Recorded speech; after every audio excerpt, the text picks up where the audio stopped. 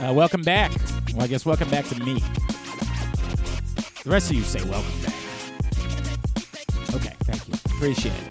I feel welcome now. Hi, it's Glenn Clark Radio. It is a Monday edition of the program. I brought a little respiratory infection back with me, so that's cool. That's a lot of fun. Always love it when that happens. Friday, I felt fine. Saturday morning, I woke up and I said, how good Muke is. Why not? Hi, the UPS guy is just wandering in. You need me to sign for something? My last name is Clark. What's your last name? All right, it's fine.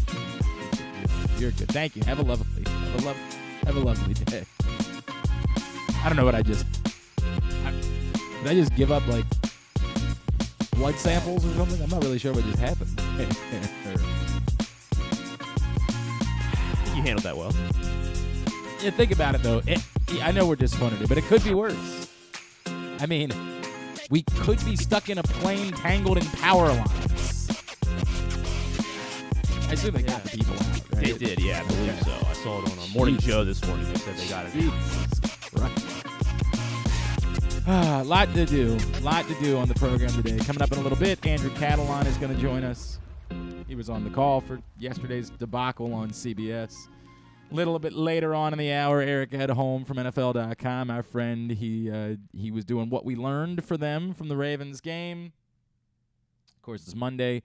So Jeremy Conn will check in with us as well. All of that coming up. Of course, the only way your weekend could have been worse than the Ravens' loss is if you bet a ton of different scenarios that involve the Ravens winning. Like maybe you took the bait on the Lamar Jackson 40 rushing yards and the Ravens winning. Maybe, like me, you played, once again, the Ravens scoring first and winning outright. Maybe you bet the under. Maybe you bet all of these things in many different ways. Today is a new day. Reminder that with the mobile sports betting being on now in the state of Maryland, if you want to place a bet and see how it works, please sign up now with PressBox's special promos and offers. You get a great deal, free bets, and you'll be helping PressBox earn a small commission in the process. It's a win-win. You can get up to $700 worth of free bets to play with. Right now, go to PressBoxOnline.com/offers. That's PressBoxOnline.com/offers.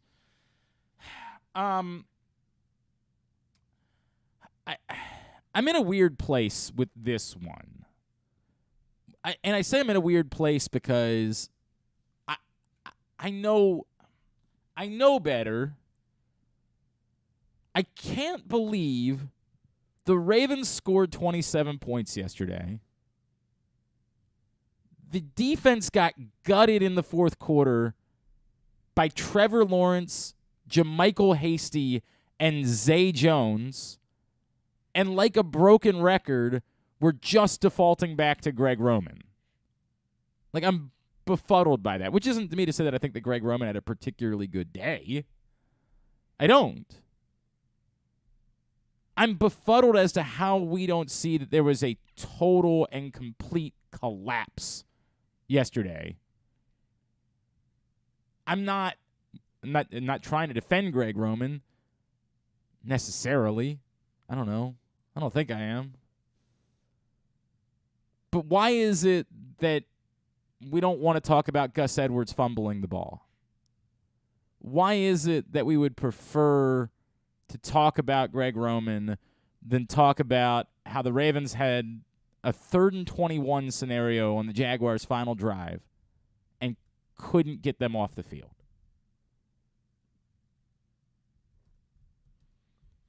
And I'm asking it rhetorically, right? Like, I just get it. It's sport. It's what we do. It's the only card we have to play.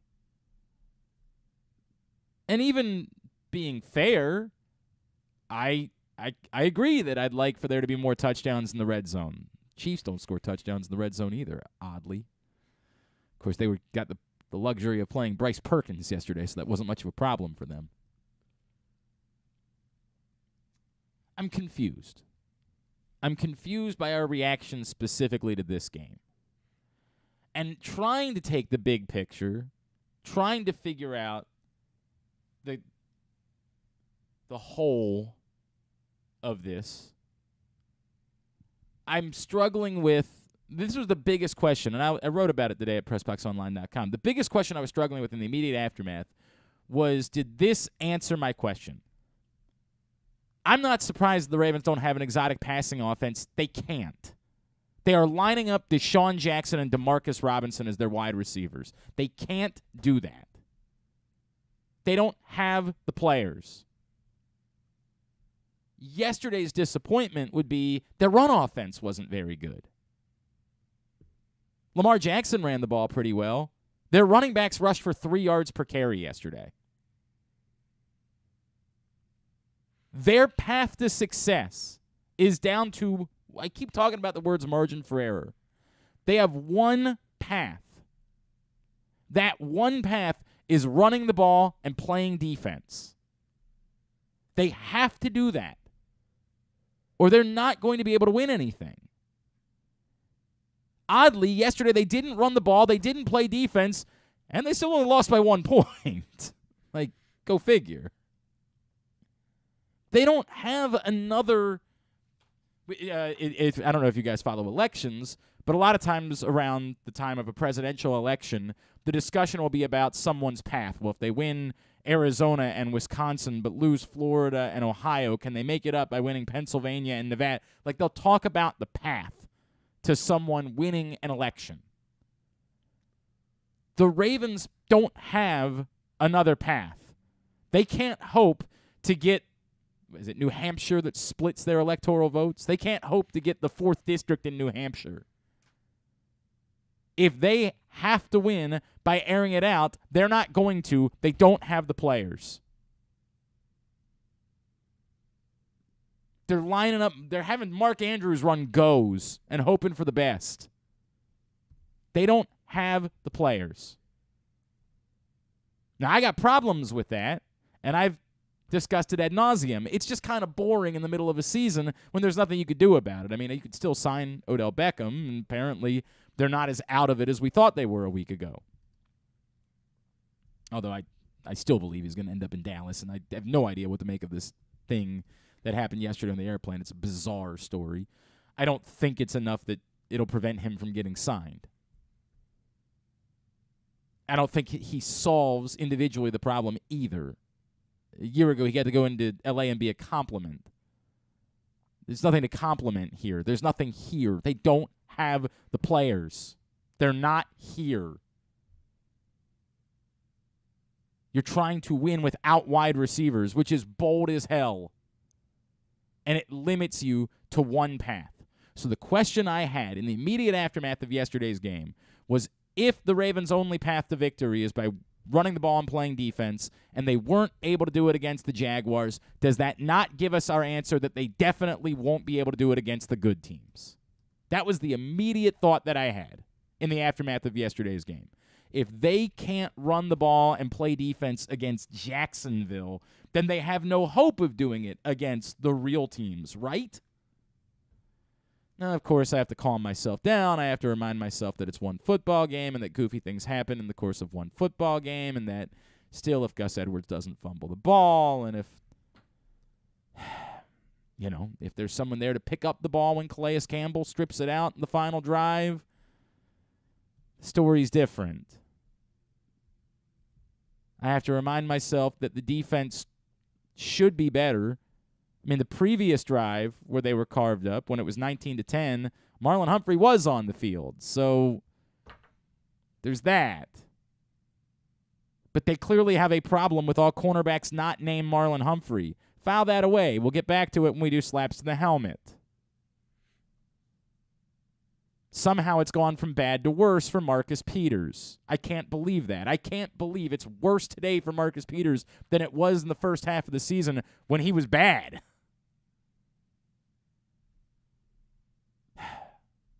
The Brandon Stevens thing is disappointing. It felt like he was coming on and he was becoming a player. That one, to me, it's more disappointing than Marcus Peters, because Marcus Peters, you can see the trajectory a little bit, right? Like, you can at least see, hey, you're coming to the end. He's not going to be a Raven next year. Like, you're just trying to hope that you can patch it up and get through this year. And, he played well enough against Cincinnati that, like, it gave you a little bit of hope. It's been a bad season for Marcus Peters. Bad. Somebody kept telling me about, but he grades well PFF-wise. I keep trying to tell you to ignore the PFF grades. I beg you. I've talked about it. I'm going to do it a million times. Their system is flawed. It's not good. 5 years ago, 6 years ago, whatever it was, I made the same mistake that everybody else did of thinking it was Bible until I actually found out what the process was, and I realized, oh, my God. No. No.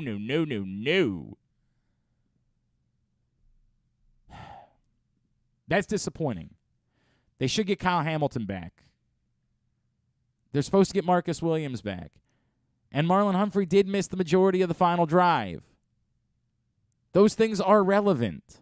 They matter. I mean, honestly, they do matter.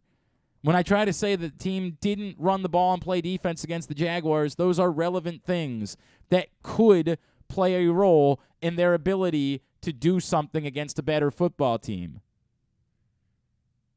It does matter that they didn't have Ronnie Stanley if they're going to get him back. They're a better team. They are better suited to run the ball with Ronnie Stanley on the field. They're better suited to do a lot of things with Ronnie Stanley on the field.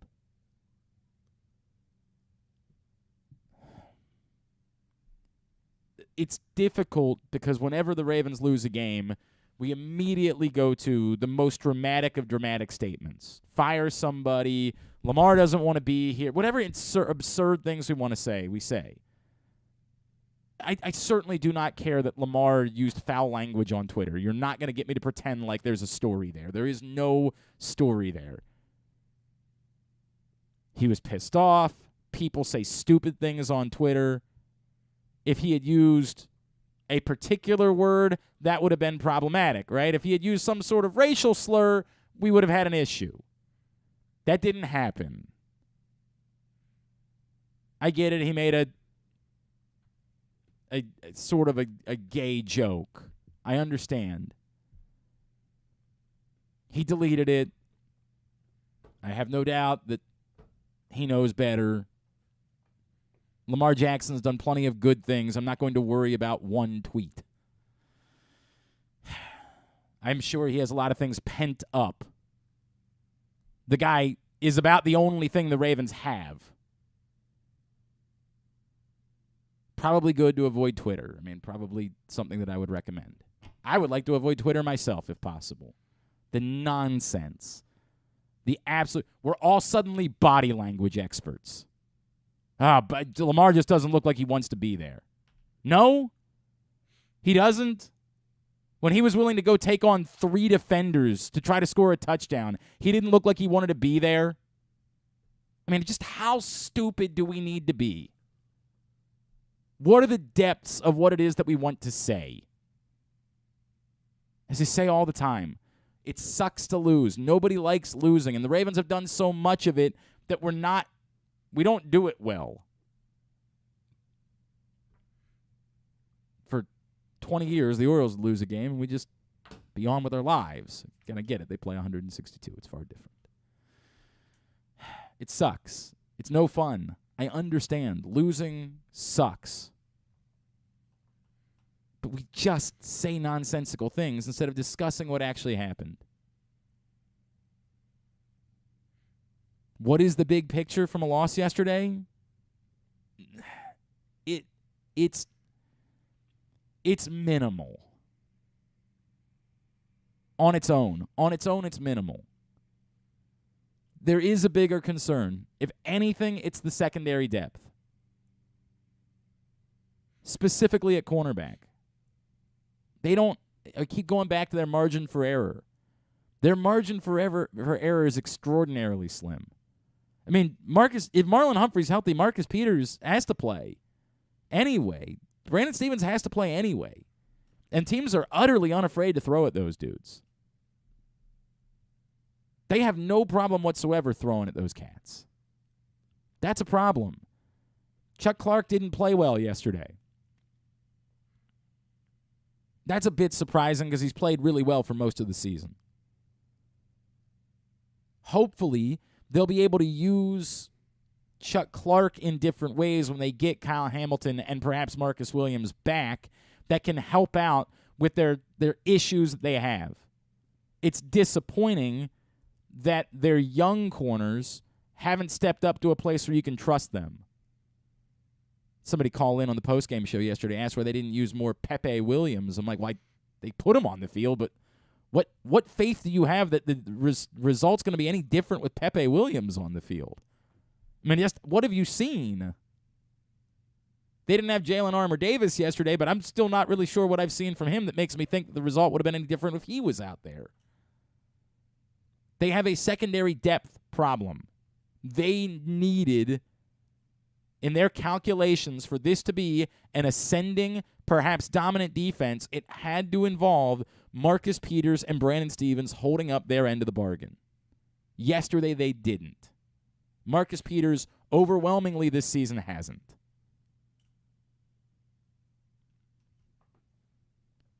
They're going to do anything. It's not going to come because they're going to figure out a way to air it out 40 times a game and outscore teams. That's off the table. They did that. I mean, in fairness, they actually were doing that a little bit when Rashad Bateman was on the field. It's kind of the crazy part. They're so thin, and yet with just one more guy on the field, they at least had a chance. Without Rashad Bateman, there's no prayer for being that type of team. They have to run the ball. They have to play defense. Yesterday, they didn't. To me, that's not a guarantee that they can't or that they won't or anything along those lines. Not yet. Get back to me in a couple of weeks. But if they don't, that's it. It's cooked. They built the team they built. And y'all can make it want to be about Greg Roman all you want. That's fine. I don't care. I really don't. And I think you're gonna get your answer. I mean, to be clear, I think you're gonna end up getting an answer at the end of the season. They're gonna have to make a decision about the direction of this franchise, but it is a very complicated decision they're gonna end up having to make that ain't just about Greg Roman. It's about everything. They're gonna get there. I don't know what the answer is going to end up being. I really don't.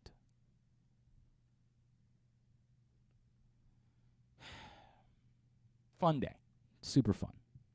Super fun when the Ravens lose. I always love it when somebody says, you guys like it better when the Ravens lose. Sure. You keep telling yourself that. You keep telling yourself that. Awful lot of fun when the Ravens lose. Can't wait to come in here and talk about another Ravens loss. All right. Andrew Catalon will join us in just a second. Today's show is also brought to you by your Baltimore area Chick-fil-A restaurants. If you're looking for a simple holiday meal, try Chick-fil-A catering. From Chick-fil-A nuggets to mac and cheese, enjoy a variety of tray options, sized perfectly for your get-together. Order through the Chick-fil-A app. Bring smiles to your family gathering. Availability and order requirements vary. See restaurant for details. Few things. Get your slaps to the helmet in. You know how this works. You got to pick 5 Ravens. 2 must be offensive players. 2 must be defensive players. The 5th can be whoever you'd like. It can be another offensive player, another defensive player, a special teams player, or a coach. Difficult. By the way, I kept thinking about what happens if the Jaguars hadn't converted the 2-point conversion and we had to do Pats. I don't know that I could have come up with 5 guys to give Pats to yesterday. Like, that would have been impossible. This one, lots of options. Lots of options. Lot to go around. Get me your lists at Glenn Clark Radio on Twitter. We will share them throughout the day. Right now, this man was on the call for Ravens-Jaguars yesterday. He actually had the chance to call something historic at the end of the game, but came up just a bit short, obviously. He is Mr. Andrew Catalon, and he's back with us now here on GCR. Andrew, it's Glenn in Baltimore. It's great to chat with you as always, man. Thank you so much for taking the time for us. Yeah, of course. Hope you had a great Thanksgiving. Thanks for having me on. When they lined up Justin Tucker to try a 67-yard field goal at the end of the game, just take me through what's running through your mind knowing there's the potential for this to be like a historic, memorable call. And I kind of heard it in your voice afterwards, like, as the ball's off the foot, I think we all had the same feeling of, oh, my God, he might have done it. It's really difficult. I know this sounds strange, but it's really difficult to call field goals because I always get caught whether I should look at the field or whether I should look at the monitor. Mm-hmm. Now, when I'm calling the game, I normally look at the field. But on a field goal, I typically go to the monitor just because I get a better sense of direction, and I know that I'm going to see the referee make the signal. So right away, I'm thinking, all right, I know it's for history. We'd already set up the kick against the Lions last year. And obviously with Tucker, you know that any time that he goes out there, he's got a chance to make it. So there was a lot going through my mind, but obviously making sure that I got it right was number one. Right. And, as the ball is going up, I think I said, it's online. You knew it was accurate. And then the question was there going to be enough distance? And it just was short. I think I may have said it would have been good from 66. That's probably wrong. It probably would have been good from 64 maybe. Mm-hmm. But again, it's very difficult to kind of see when you're calling it off the monitor just exactly where it went. But no, I mean, I think anytime he goes out there, he's going to make it. I think Ravens fans probably felt the same. Yep. I don't put any blame on him. It was from 67 yards. No. They had to do it. But it was an exciting moment. It just didn't go the Ravens' way. You say that there was, and I'm not kidding about this. There was a caller to our postgame show yesterday who literally attempted to blame Justin Tucker for missing that kick, and it wasn't shtick. I mean, this was we lose our minds around these parts. Andrew, a weird day, obviously, on the whole, and that's, I think, the part that's interesting to me. I'm not surprised by some of the Ravens' struggles in the red zone. Like, they don't have a target. Everybody's going to pay all the attention in the world to Mark Andrews when you get into those situations because that's all you have. You don't have another option to throw the ball to. So I know that Ravens fans are disappointed by it. I'm not surprised by it. To me, the surprising part and the part that's really concerning was this was a defense that was trending over the last few weeks, and particularly after the acquisition of Roquan Smith, towards potentially being a dominant defense. I mean, this was a defense that was moving in the direction of maybe being special, and to be gutted on a couple of drives there in the fourth quarter by, with no offense, Zay Jones and JaMychal Hasty, that's not what a dominant defense should be doing. I think that's a really good point because we met with the Ravens on Saturday, met with Calais Campbell, met with Marlon Humphrey, and there was some talk about how good this defense could be, how good they think it is. And you're right. It's not as we saw yesterday. It's not as good as maybe, we all thought it was going to be. Now, that's not to say that down the stretch, they can't get back to the way they looked in the previous few games. But there's no doubt that a loss like this, what happened at the end, is going to sting, and it's going to sit with you for a while, and you're going to wonder why it happened. When I was thinking about coming on your show today, I figured it might be like, how did this happen? What's going on? And, I think that I look at it as the NFL is such a week-to-week league, and I really feel that the Ravens are still built the right way. I think this is a loss that, is going to sit with them, as I just said. I think you got to give some credit to Jacksonville. I know it was JaMychal Hasty and Zay Jones. I get all that, but Trevor Lawrence played great. They were at home. They're not that bad of a team. I know you probably don't want to hear that as a Ravens fan. I really think Jacksonville is a pretty good team. They've been in every single one of their games this year. They were coming off a bye week. They had extra time to prepare. There was a lot of things working against the Ravens. I know that all sounds like excuses. And getting back to your big question about the defense, I think everything's going to be okay. But, yes, there's more questions that I have this morning than I did yesterday morning before the game.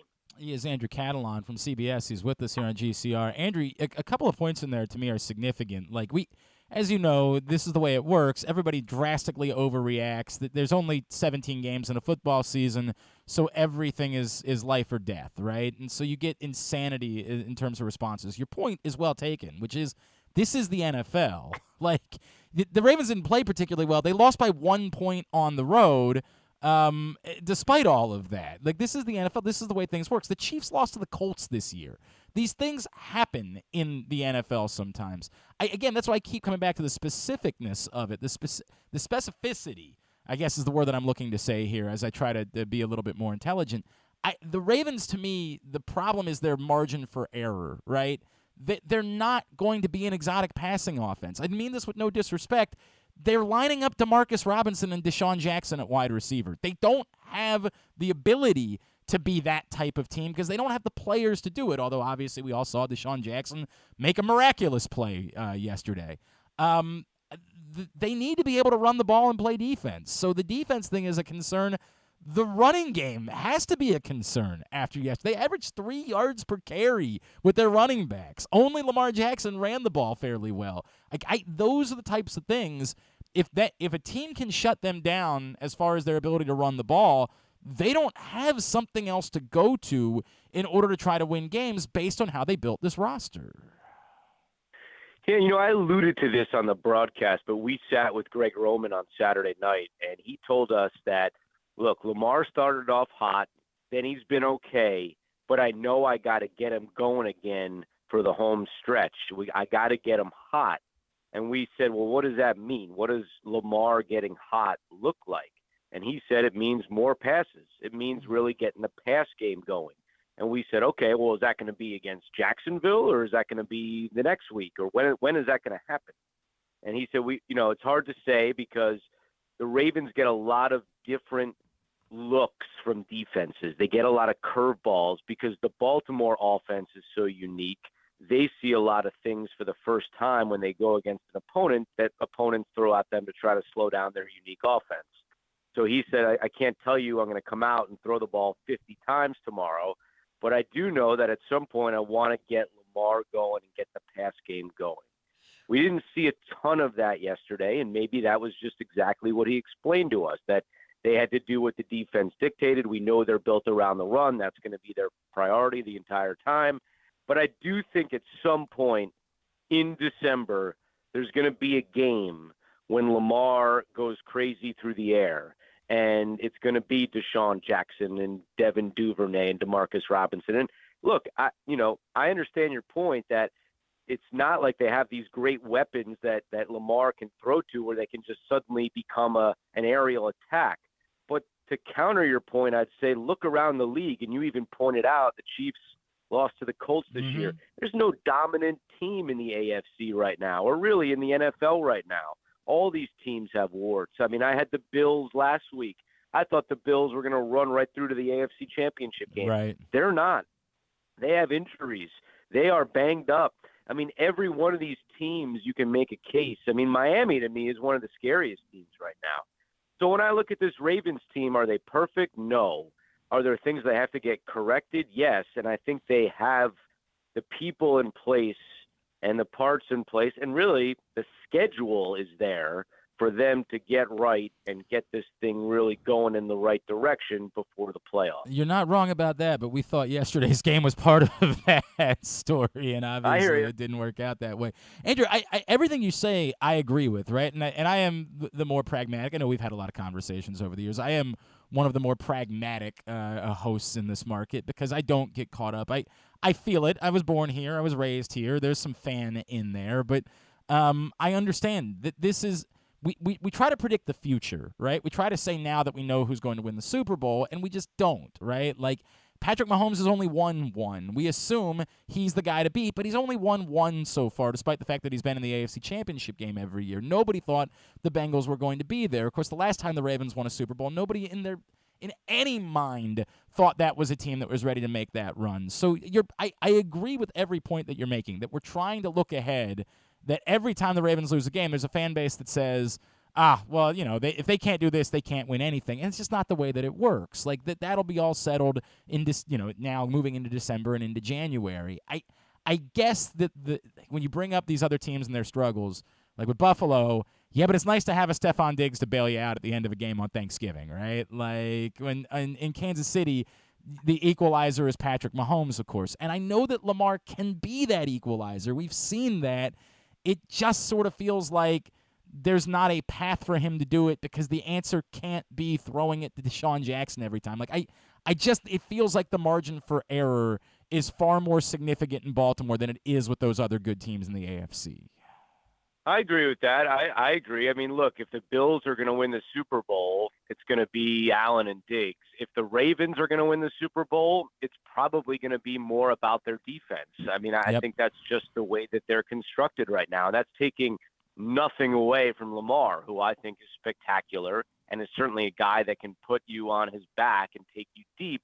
But I think going back to our original point, the defense is really where their bread is buttered, where they're going to make plays, force turnovers, where they have really good playmakers on that side of the ball. And I think that's what it's going to come down to. I think that they're going to need those guys to make more plays than they did yesterday. I think they're capable of doing that. They just didn't do it yesterday. Is there anything to be said for the fact that maybe the Jaguars deserved to win the game because they had the guts to put their mascot out there in a Speedo and distract everybody in the country yesterday? If I was at that, and if I was working, kudos to you as a professional, because I don't know how I'd be able to take my eyes off of it. Yeah, I think I said I don't know what's going on here. Yeah. And then we never got to it because the game obviously was a bigger story than the mascot, but Amanda Renner, who does our sideline, said, by the way, I asked the mascot, what's the deal? And he said, they made me change. So he did put on more clothes in the second half because somebody said something to him, but we never got that report in because we had a really exciting game. It's really that actually is the I was not aware of it. That's breaking news that you're passing along here, Andrew Catalon. Breaking news. And that's pretty freaking funny that somebody said to a mascot, "You have to put on more clothes." That is gold, man. That is absolutely brilliant. All right, Andrew Catalon, what's next for you guys? Where are you guys headed? Steelers Falcons next week in Atlanta. Atlanta had a close one against Washington, and they're still alive in the NFC South because that division is not doing so well. And Steelers play tonight on Monday Night Football against the Colts, so we'll see how that goes. And two of the next four opponents for the Baltimore Ravens in the Steelers and Falcons. At Andrew Catalon is how you follow him on Twitter. Andrew, really appreciate you taking a couple of minutes for us this morning, man. Thank you for the perspective that, as you imagine, is lost for a lot of people in this market today. You got it. Anytime. Thanks for having me on. Thank you. Andrew Catalon with us here on GCR, rising star in this business and somebody who's going to be getting a lot of big-time opportunities in the coming years. He's very, very good at what he does. I did not know that. So the Jaguars were forced to tell the mascot to put on clothes. Like, that's objectively hilarious, right? Like, the guy, it wasn't a human in a Speedo. It was a guy wearing a costume that involved a Speedo. I thought it was brilliant. I don't know what the reasoning was for it. Like, I don't know. My only thought was, like, maybe since it was raining before, it got, like, ruined or something, and they were like, well, just take off the bottom half of the mascot costume, you know? And then he just ran around with the Speedo. And but it wasn't like he had a costume. Yeah, but was that body paint or was that? Oh, I'm pretty sure that was still a costume. Oh, it was like a skin tight suit. I mean, let me try to dig deeper into this. We're gonna get to the bottom of this. But yeah, I did notice later in the game. I was like, oh look, he's got the full thing on. I did not notice it because there was a field goal, I think, and he was standing at the bottom of the no. That's goalpost. I don't think that's body. Is that body paint? I don't know. I didn't. I mean, if it's body paint, it's one of the greatest body paint jobs in the history. It looks to me like it's a skin tight suit that they just had a like the thought was that they had him. This is the Will Ferrell sketch from all those years ago on Saturday Night Live, where he shows up at the office in an American flag Speedo talking about his patriotism. And it felt like it was sort of a nod to the World Cup. And, like, let's play. Again, I'm just spitballing here. I have believe it or not, I didn't reach out to anybody in Jacksonville about the mascot. But it felt like it was a play on that old Will Ferrell sketch at a time where everybody's excited about the World Cup and the U.S. having a big match tomorrow and wanting to support them as they need a win in order to move on to the knockout round. And it was an homage to a popular Saturday Night Live sketch from years ago. That's, again, all that was an episode that Sean William Scott hosted. I think everybody remembers the but why are the shorts so short? I don't know. I don't know. Maybe there's somebody down in Jacksonville that's gotten to the bottom of it today that would like to pass along a little bit more information. Maybe it is. I'm looking at it again. It's not impossible. It's just a brilliant body painting job. Like, it's not impossible. I still think I find that very unlikely. Like, I think there's about a 90% chance that that's a skin-tight suit. Yeah, I think you're right. And a very minimal chance that it's body paint. And I just didn't know. I don't really get it. I wanted to believe it was body paint. I don't get why. Like, I understand it was, and it might be that it was less about it being offensive and more just about how distracting it was, that somebody said, all right, dude. Well, for the one touchdown that he showed, like every single touchdown angle that they had, he was in it. Well, and the field goals. Yeah, you know, yeah. like he's standing right there. Got a lot of questions. Got to get to the bottom of this. It's a very important story. Very, very important story that we need to get to. All right. Before that, I guess we'll talk more about the football, I guess. Today's show also brought to you by the all-new Ginsu Kamado Grill. It is the perfect ceramic tailgate or home grill for grilling, smoking, searing, baking, all kinds of food. Use the code TAILGATE at ginsugrills.com. You'll save $100 on your order. And if you want to taste the Ginsu Kamado Grill in action, stop by the Game Day Firehouse this Sunday before Baltimore-Denver. They'll be cooking up some samples off the Ginsu Kamado Grill. It's a press box, Ginsu Grill's tent. It's right at, just west of the stadium, 1202 Ridgely Street, the Firefighters Union Hall. And you can also register to win your own Ginsu Kamado Grill, as well as $500 worth of grilling meats on Sunday. When we come back in, our buddy Eric Edholm, what did we learn from the Ravens' loss to the Jaguars? We'll talk about that next. It's Glenn Clark Radio.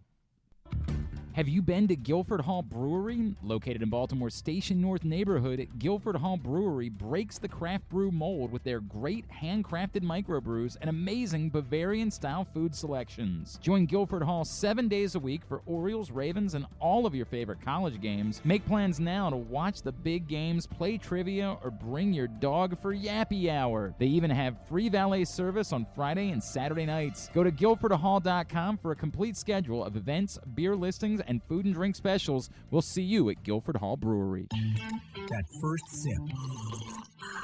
That first bite. Start your day off right with a delicious breakfast at Royal Farms. Choose from a fantastic selection of fresh Royal Farms breakfast sandwiches and top it off with a rich hot cup of the freshest coffee in the world. At Royal Farms, breakfast is available day and night.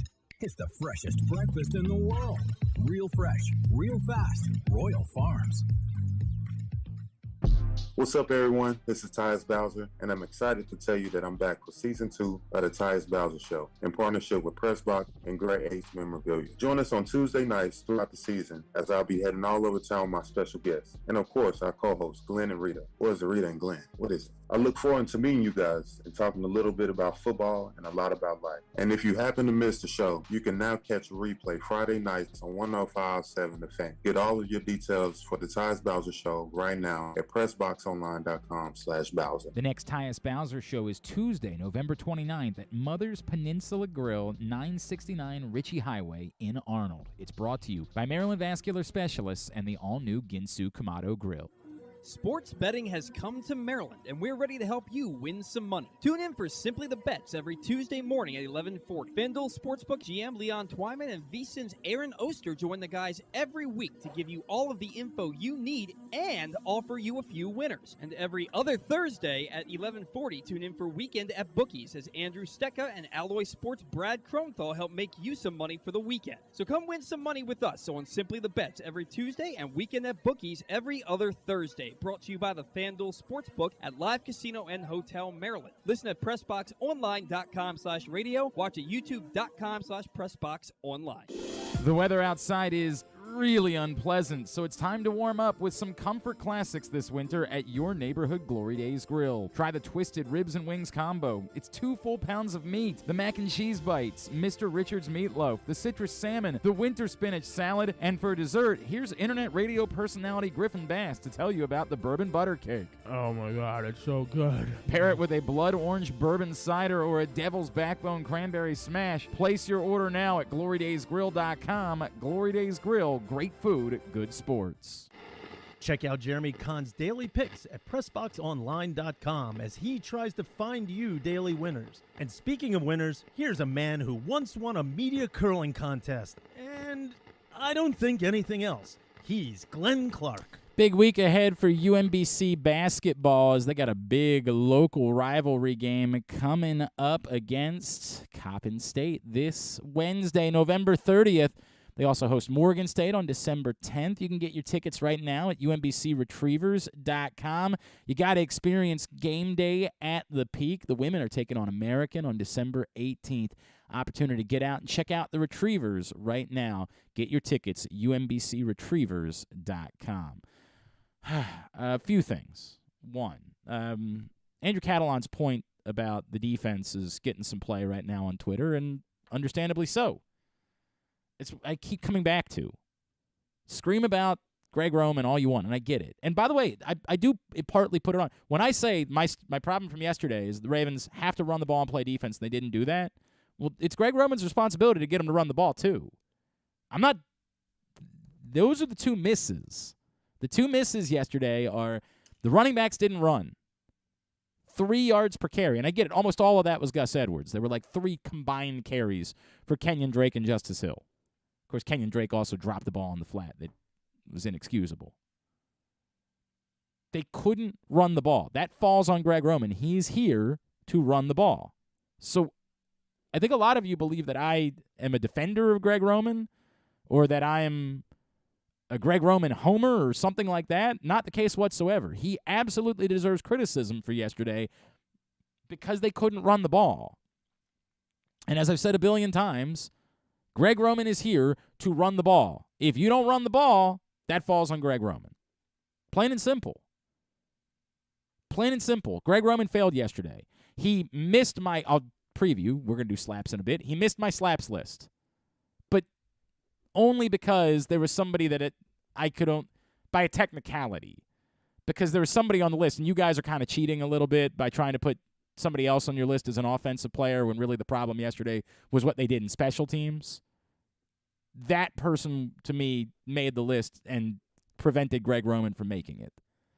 But the inability to run the ball absolutely falls on Greg Roman's shoulders. Now, it's not his fault that Gus Edwards fumbled.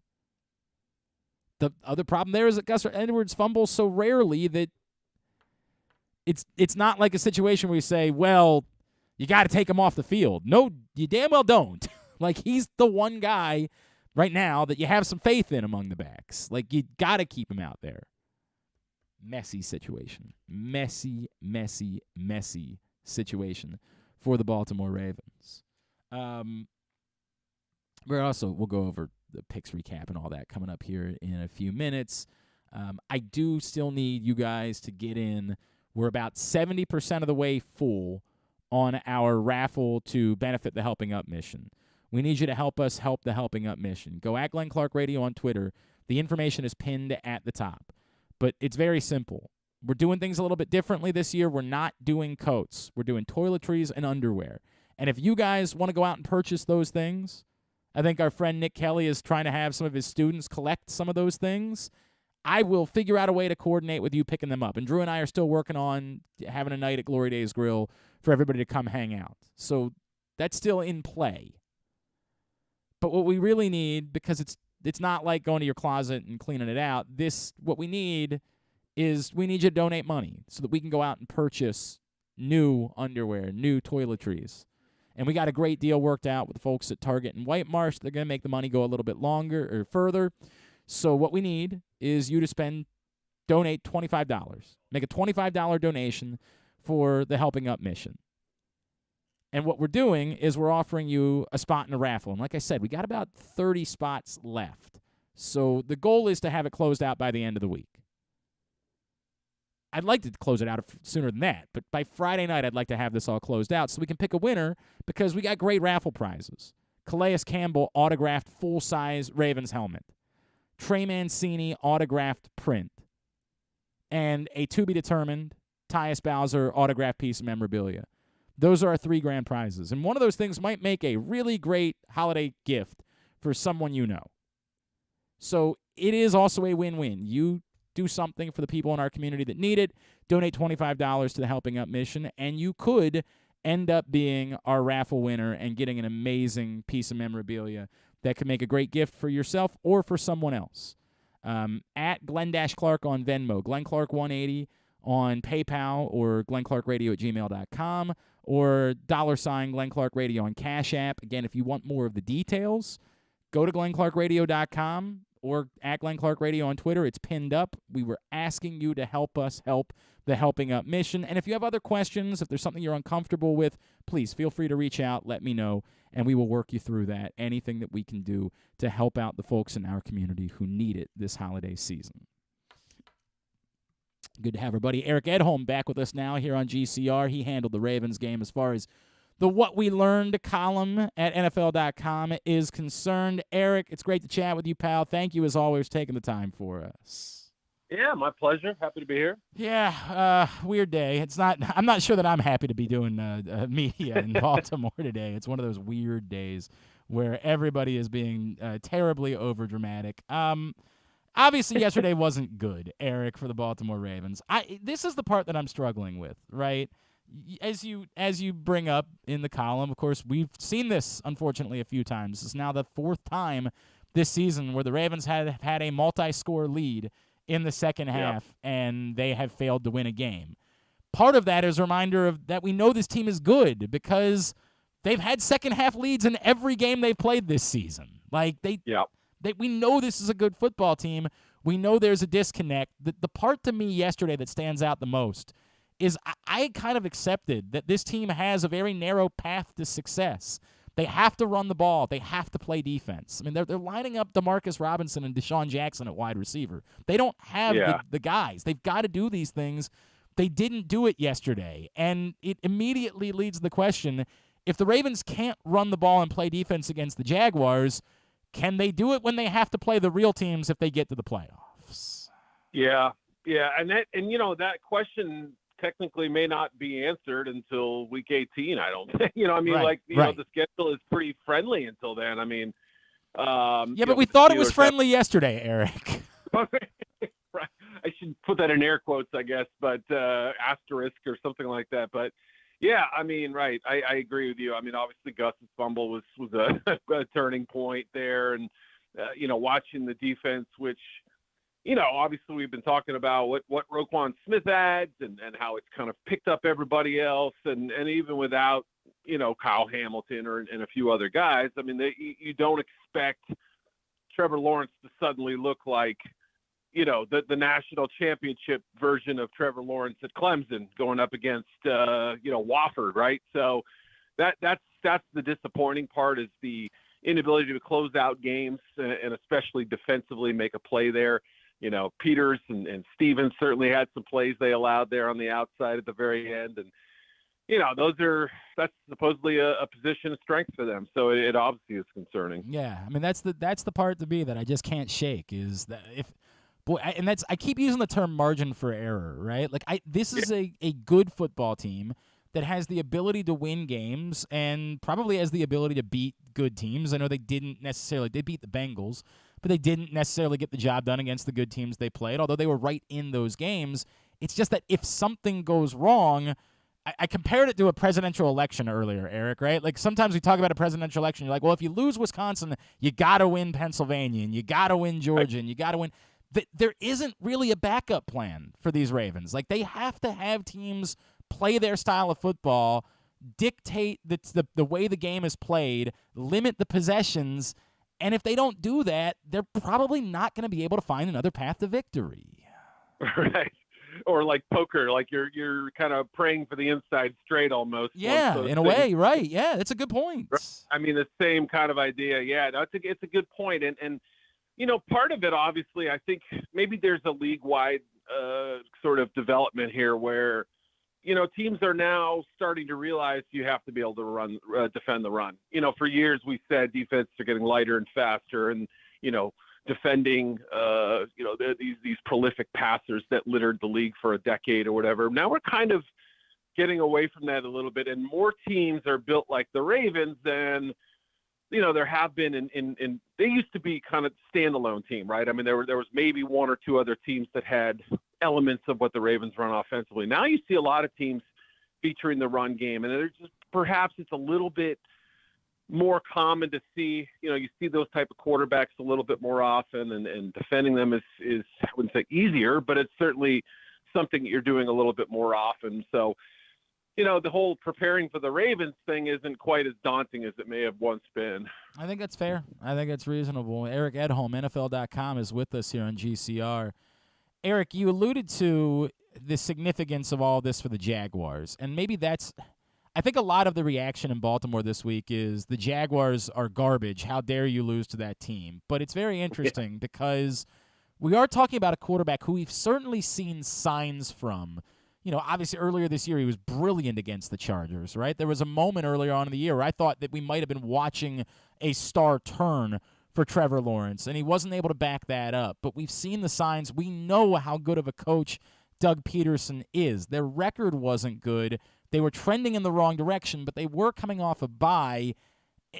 Is this as bad of a loss as people in Baltimore think it is, or do we, knowing this is the NFL, every game is difficult, there are professionals on every team, is there something to be said for this is a Jaguars team that probably was a bit trickier than a lot of people in Baltimore wanted to give them credit for in the week leading up to this? Yeah, I think there's some truth to that, right? I mean, they may have hit rock bottom a month ago and given up, 30-something points to the Colts. I mean, those are the kind of games where you say, okay, maybe we in August we were ready to anoint this team as, they're on the verge of the playoffs or whatever.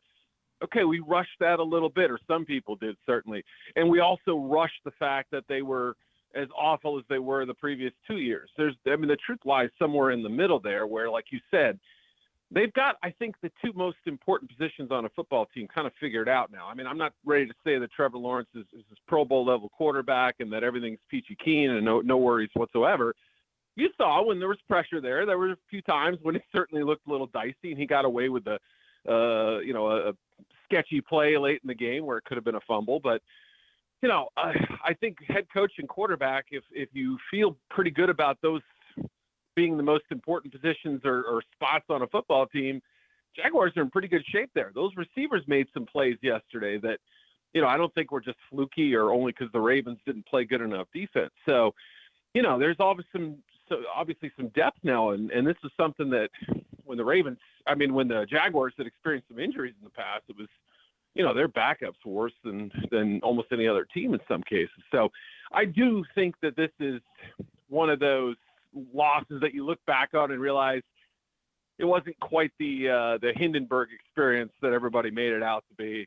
If you just watched Lawrence from the fourth quarter and overtime, you'd say, wow, who is this kid, right? He was pretty special down the stretch, and I don't think this was all about Baltimore just giving him throws. This was the guy making as confident a throw as we've seen from him in the NFL, I think. I mean, that was a perfect throw on the touchdown.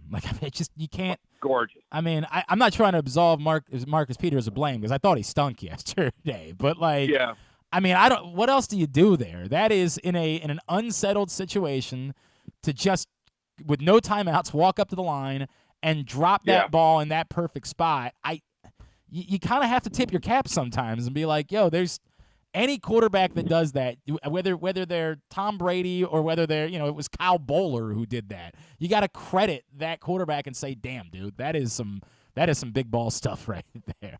Yeah, right. I mean, since we're on the analogy thing, it's the crane kick of of throws. Like sometimes when you do it perfectly, there's no way to stop it, right? And that's how you sort of, like you said, you tip your cap and move on. Now in that situation, obviously you wish that there was something you could have done, and maybe there's an inconsistent rush, and there's some pieces up front that certainly help. They've had to rely on, like you said, spare parts not only at receiver but at edge as well, and There's a lot of new faces, so you can understand if this defense isn't perfectly in sync in some of those spots. But yeah, that's a great throw, and that's why you draft Trevor Lawrence #1 overall.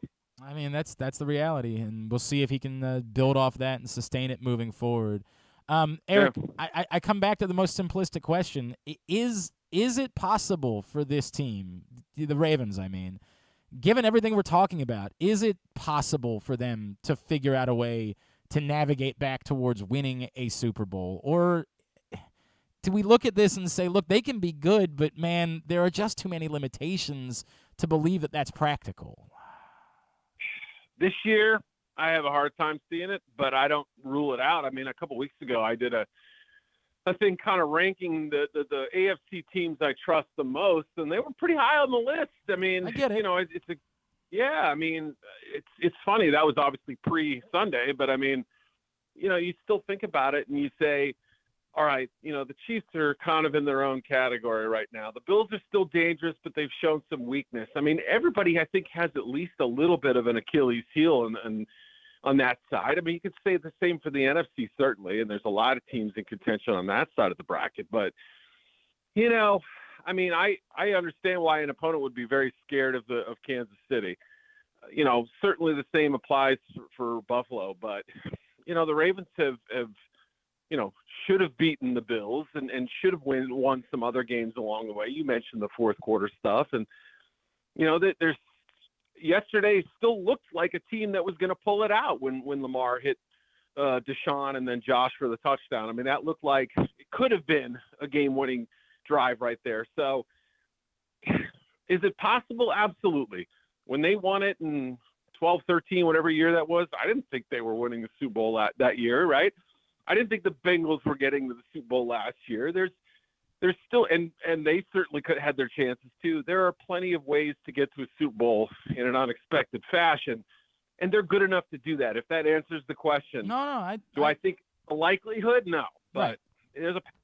That's sort of the way that I feel. Is that I feel like we're trying to skip ahead, and everybody's trying to write in Baltimore obituaries for the Baltimore Ravens and talk about where the future is. And I'm with you. I don't find it to be likely, but I can't ignore the fact that if they can just get churning, if they can get, Marcus Williams, Kyle Hamilton back and shore up the secondary a little bit, and if J.K. Dobbins comes back and Gus Edwards keeps trending and Ronnie Stanley, like there are still enough ifs there, and I get it, other players will likely get hurt. This is the NFL. But there are enough ifs there for me to say, I still got to watch this play out, and then we can deal with it once it's over. The Ravens, I think, will have a lot of decisions that they have to make at that point if they don't win a Super Bowl. But, the idea that we know with confidence that that's the answer today, I can't say that just yet. I'm not quite there. All right. Yep. Eric Edholm, yep. What's going to be coming up for you this week at NFL.com? Yeah, kind of shifting a little bit in there, at least more so into the draft stuff. I know you guys aren't quite not yet. Mode yet. Not yet. Not yet. Unlike last year where I think we were having these conversations with you around this point of the year. That's what I'm here for, man. I'm just like a safety net for fan bases, right? You're depressed over how your season's going. Come talk to me. Let's talk a little draft. If you're not ready, I'll come see you in January. That's fine too. But yeah, obviously, we're sort of hitting the home stretch here in the regular season, and I've got my playoff sort of primer that I do every week to kind of look at just the big picture and what's standing out. So I've got 3 teams that are better than their record and 3 that are actually worse than their record. That'll be coming out in the next day or two. Excellent. At Eric_Edholm on Twitter is how you follow him. And you know that we will be in touch plenty as we get towards draft season, my friend. Appreciate you as always. Thanks for doing this. Let's talk again soon, all right? All right, glad to see you, man. It's Eric Edholm. I've always appreciated our conversations with him over the years. All right, hour number 1 is winding down of today's program. It's also brought to you by your local Toyota dealer and buyatoyota.com. The Toyota Tacoma comes in a range of models and trim lines, so you can choose the perfect Tacoma to reflect your unique personality and driving habits. Check out buyatoyota.com for deals on new Tacomas from your local Toyota dealer today. Is that Ron? All right. I always promise our guy Ron in Owings Mills. What's that? What? What's the problem? I told him we can take a break. Nah, we'll go ahead and grab him. We'll get the break afterwards. Ron is in Owings Mills. Look, if you guys have wanted to call in, I've had people ask me before, why do you let Ron call in and you don't give the phone number for other people? If you want to call in, message me. That's what Ron does. He says, I'd like to call in today. Message me, and we can find a time for you to call in. We just don't do the show like that we do over at the radio station. We call in whenever you want. Ron, good morning, pal. How are you? Good morning. Yeah, I try and give you advance notice. Yes, always. Ron always sends me a message, says, I want to buzz in this morning, and I say, here's the time that you can buzz in. And sometimes I have to say, Ron, we don't really have time for that this morning. Like, that's the way it works. Yeah. And then if you guys want the same luxury, message me. And, probably I've known Ron's been calling me for 14 years. So, we got to relate. If you're somebody I know, I'll give you the hotline number, and you can call in too. That's the promise. All right, I'm sorry. Look, no, you're good, man. I mean, it's relationship. It's a relationship business, people. When you call in, I'm not trying to toot my own horn, but when I've been in this business for over 20 years as a professional fan, calling in and being my nutty self. Hang on, we got it, Ron. I apologize. We had an issue there with the phone. We'll get it fixed real quick, and we'll grab you right back. I love that Ron said he's been in the business for over 20 years as a professional fan. That's my favorite. That might be my favorite thing, is in the business for 20 years as a professional fan. Did you hang up on him? I think so. Oh, okay. We'll get. I tell you what. Grab a break. We'll bring him back. Oh, that's a good line. All right, we'll come back in. We got to do slaps and we got to do picks recap. We'll do that for sure. That's on the way. Glenn Clark Radio. Looking for a simple holiday meal? Try Chick-fil-A catering. From Chick-fil-A nuggets to mac and cheese, enjoy a variety of tray options sized perfectly for your get-together. Order through the Chick-fil-A app and bring smiles to your family gathering. Availability and order requirements vary. See restaurant for details. UMBC basketball is back at Chesapeake Employers Insurance Arena, and tickets are available now at umbcretrievers.com. Don't miss any of the great early season matchups as the men take on local rivals Coppin State on November 30th and Morgan State on December 10th, while the women square off with American on December 18th. Experience the excitement of game day at the Peak by getting your tickets right now to come see the Retrievers at Chesapeake Employers Insurance Arena. Lock yours in at umbcretrievers.com.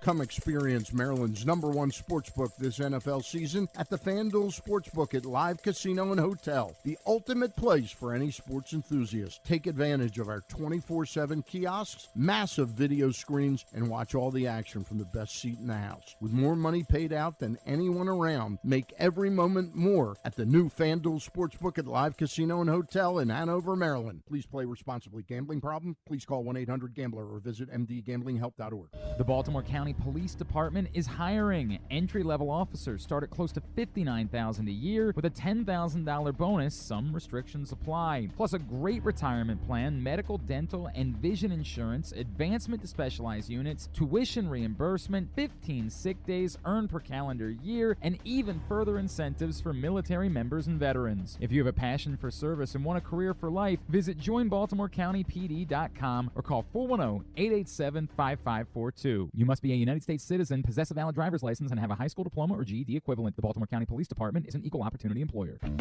Make the most out of every day in your Toyota RAV4. Available in hybrid or gas-only models. A RAV4 can get you where you want to go in style. Check out buyatoyota.com for deals on new RAV4s from your local Toyota dealer today. The latest edition of Press Box is available now. On the cover, New Maryland basketball coach Kevin Willard sits down with Stan Charles and Glenn Clark to discuss the situation he inherited in College Park and how he plans to get the program turned around. Also, inside, we introduce you to men's and women's college basketball players from all of the teams in the area. And Bo Smoka profiles Ravens receiver Devin Duvernay. Press Box is available for free at over 500 area locations, including 60 Royal Farm stores, and you can always find the entire edition as well as the best daily coverage of the Orioles, Ravens, and Terps at PressBoxOnline.com. Experience the best in Kamado Grilling, a complete outdoor cooking appliance. The Ginsu Kamado Grill allows anyone to sear, grill, bake, and smoke all types of food. Designed for efficiency and function, the Ginsu Kamado Grill upholds the enduring legacy of the iconic Ginsu brand. The Ginsu Kamado Grill is perfect to cook all year round, is great for parties, and ideal for tailgating with your friends. Reserve your Ginsu Kamado Grill today at ginsugrills.com and get $100 off on your pre-order when you use the promo code TAILGATE. That's ginsugrills.com. Reserve yours today. Join Glenn at halftime of every Ravens game for the Project Game Day halftime show at facebook.com/PressBoxSports.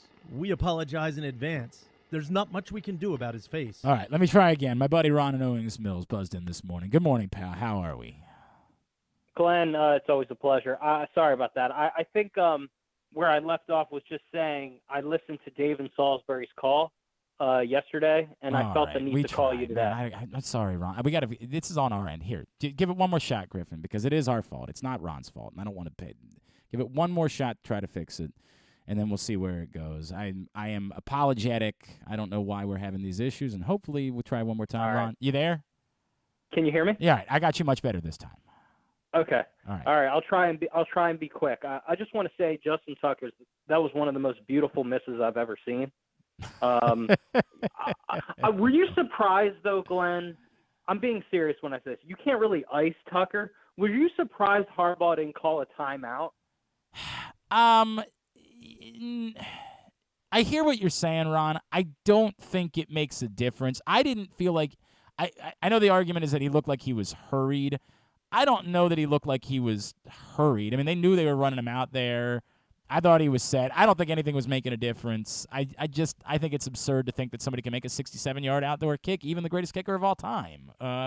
Yeah. I think they needed 4 more yards. Like I keep thinking about this. I was talking. Our buddy Josh Charles texted me this morning and said, "I love you, but I can't listen today. I'm too upset." And I understand that, Josh. I get it. But he and I were texting yesterday, and one of the things I said is in that moment, I know why Lamar dumped it off to Oliver on the play before. But the truth is, with his speed, I think the better scenario there was to have Lamar run and that he could get a couple more yards in the short amount of time that they had than Oliver was going to be able to get. I also thought that Oliver was purposely trying to angle towards the sideline. I think a lot of players in those moments are so used to having to try to get out of bounds that he started moving towards the sideline a little bit quicker when what they really needed him to do was go barrel his helmet down and just see if he could bully his way to about 3 more yards on that play to make it even a reasonable attempt at a game-winning kick. I don't know that the timeout would have made any difference there. Could they have done it? Maybe, but I don't know that it would have made a difference. So you think the kick is good from 63? I think it was good from 63, maybe 64. I think it was in that 63 to 64 was the range where I think it could have been good from.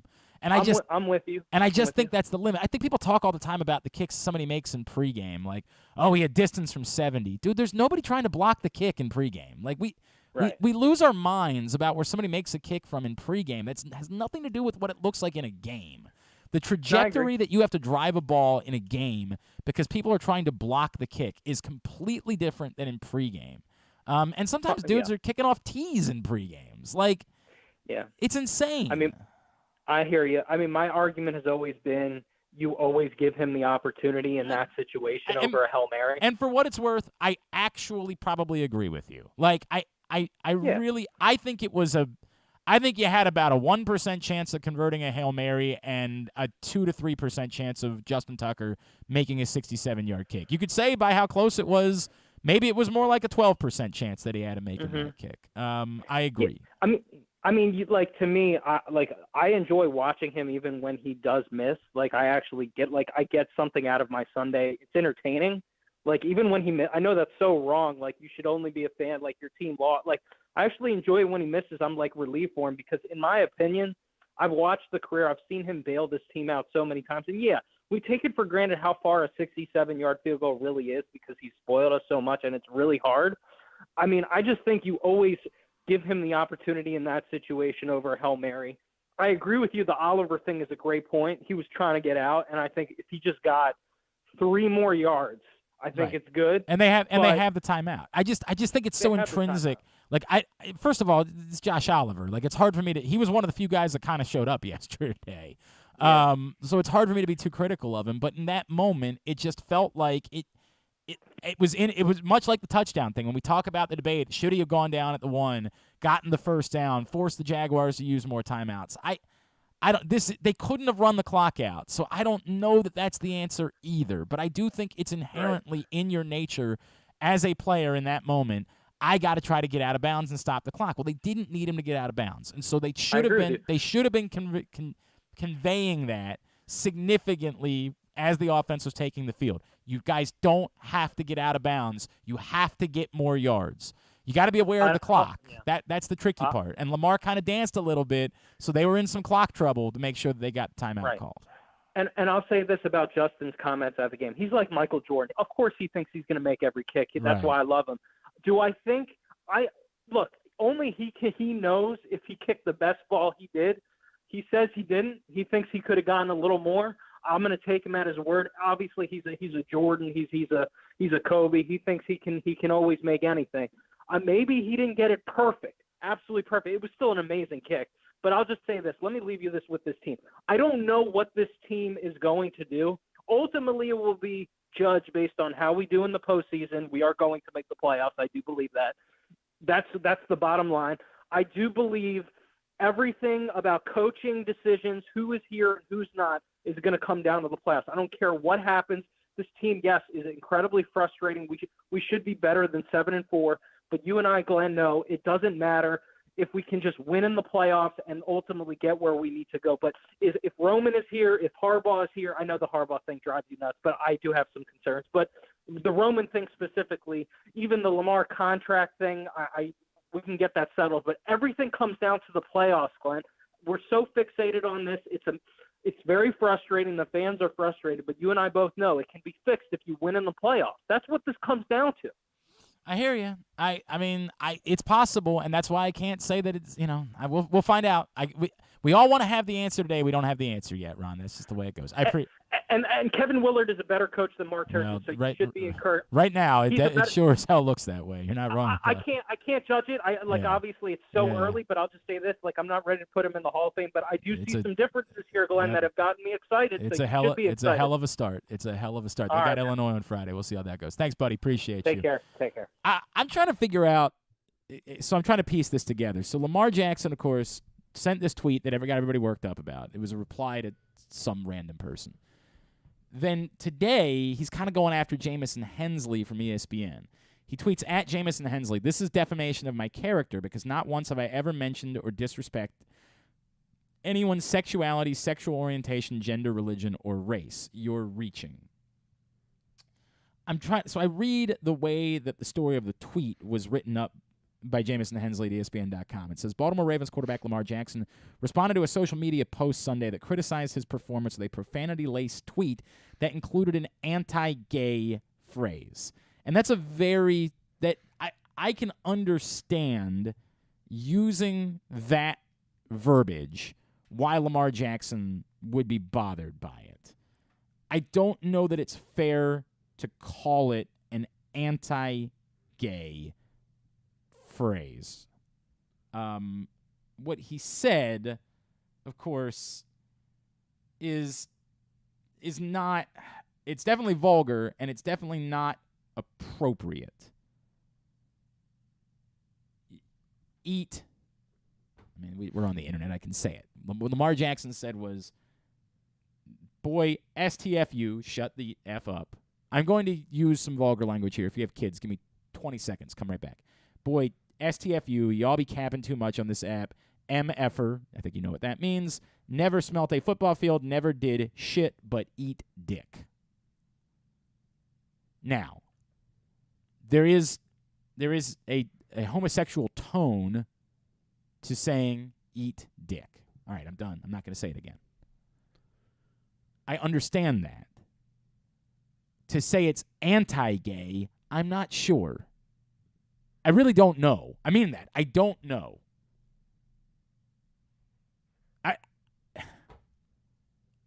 I can't confidently say that it is. And I don't think I would use, if I was writing about it, I don't think I would describe it as anti-gay.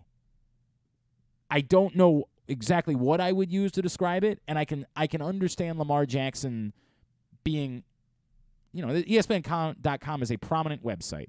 I could understand him being angry about that being the way that it's written up on the website. Now, Lamar still said what he said, and it's not – I'm not worked up about it. I don't care. I think he was angry about something after a game. I think there's a lot of idiots on Twitter. I'm not mad about it.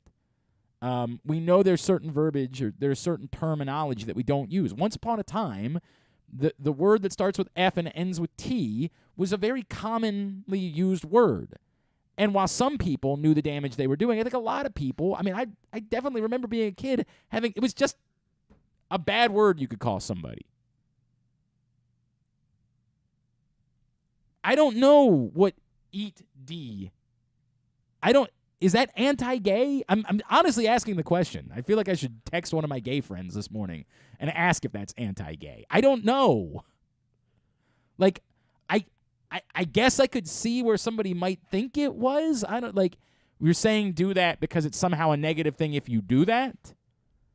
But you're not saying that. You're not saying because that makes you gay and gay is bad. Like, I don't know what that is, and I don't think it's fair to immediately jump to anti-gay. So I can understand why Lamar is worked up about that. This is what we're breaking down this morning. This is where we are. Lamar Jackson's mad. God! When you say that you would prefer it when we lose. All you guys in the media, you like it better when the Ravens lose. Sure. I definitely want to be doing this morning. You nailed it. This is exactly how I want to spend time on the show this morning. I'm going to text one of my gay friends and ask them. I'm going to do that. Right now, let's go over picks real quick. Picks recap. Brought to you by the FanDuel Sportsbook at Live Casino and Hotel. Griffin and I are going down to hang out there a little bit later on today. Yeah. Looking forward to being down in the FanDuel Sportsbook. I might go ahead and pop a couple of, after the weekend I had, I might take a day off, actually. Let me strike that. Might take the day off. Might rest up. Ice up, son, as Steve Smith Sr. once upon a time said. Might go ahead and rest up on that. But the absolute best place. You're thinking about tomorrow afternoon, a huge game for the U.S. men against Iran.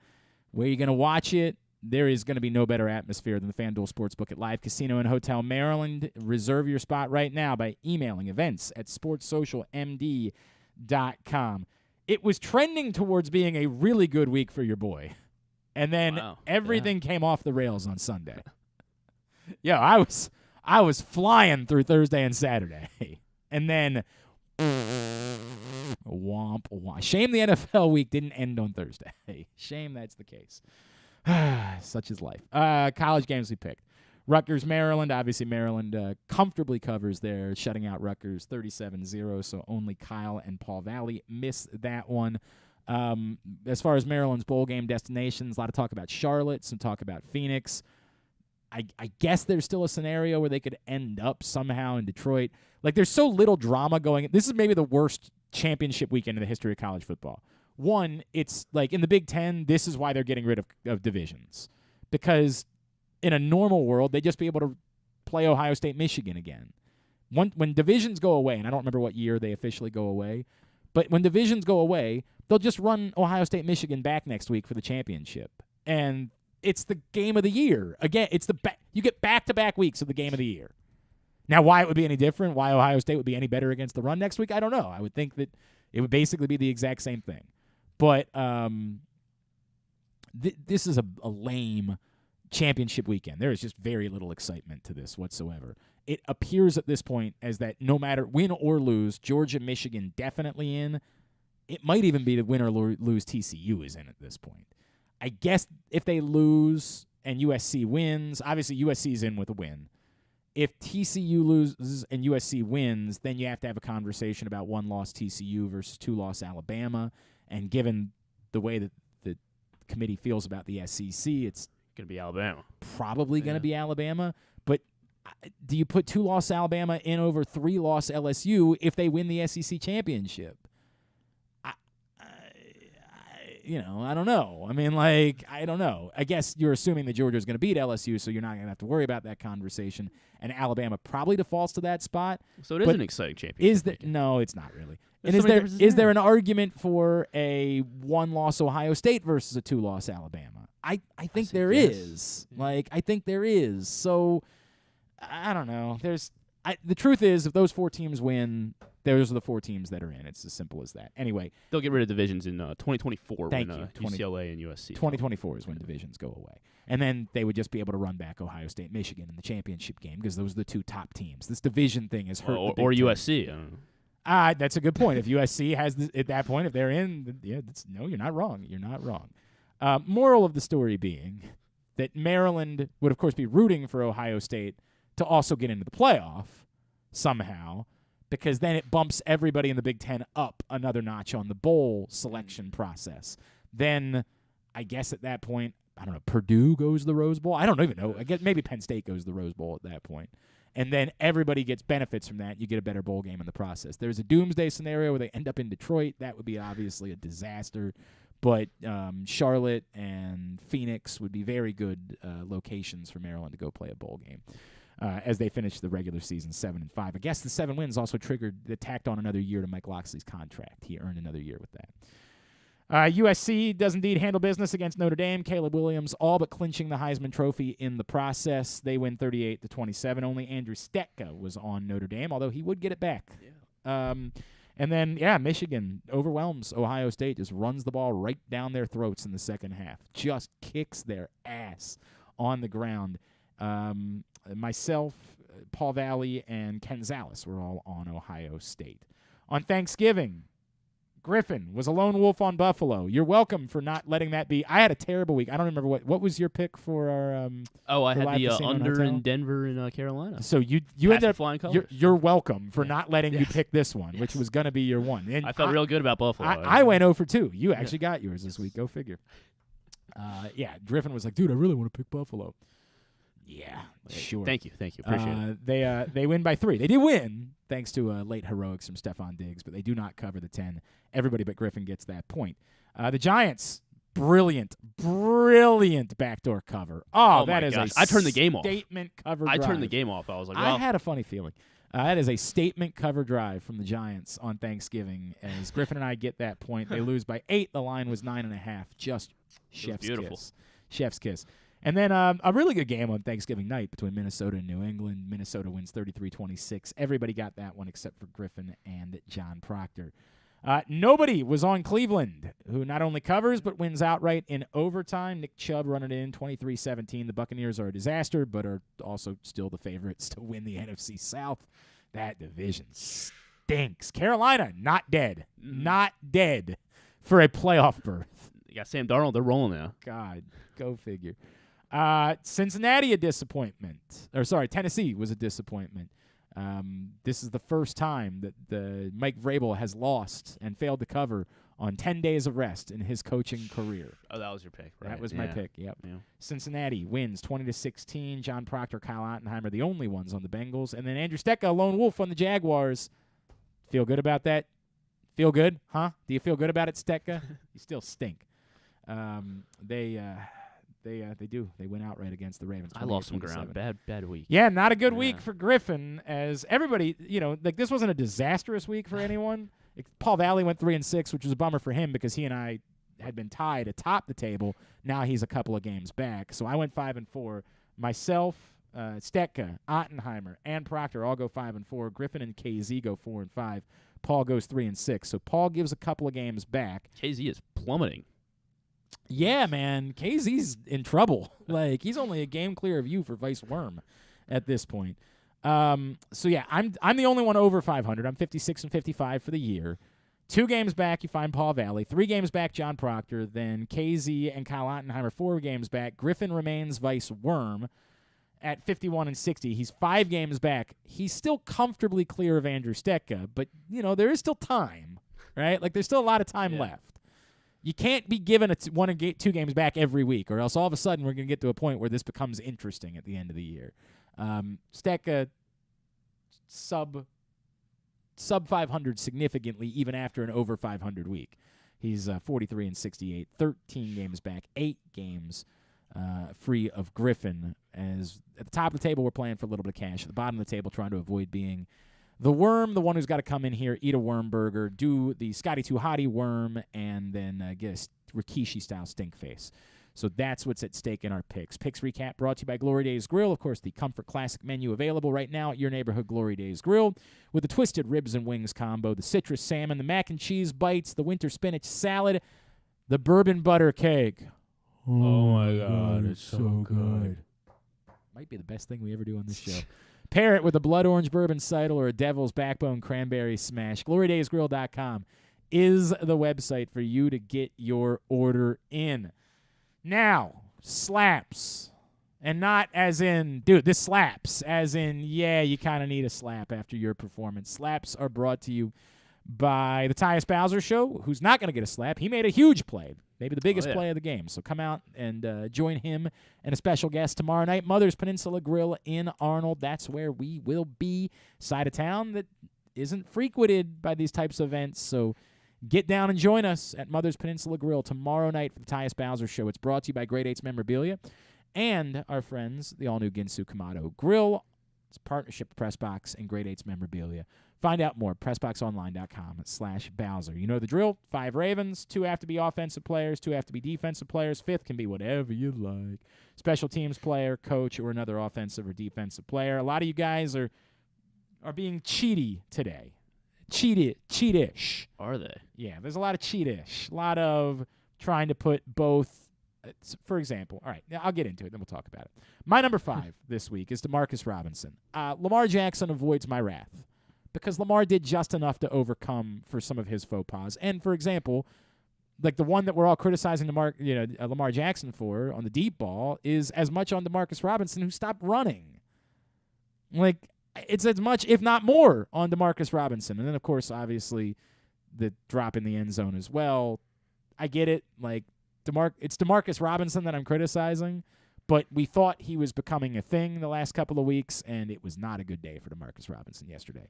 He's my number 5. Yeah, there were probably a handful of guys on the offense. I was thinking about putting Mark Andrews here. He just didn't have a huge game. Devin Duvernay wasn't great, but I ended up going with Gus Edwards as my number 5. The fumble, obviously, he didn't run well the entire game, so pretty, Gus Edwards, my number 5. He's higher on my list.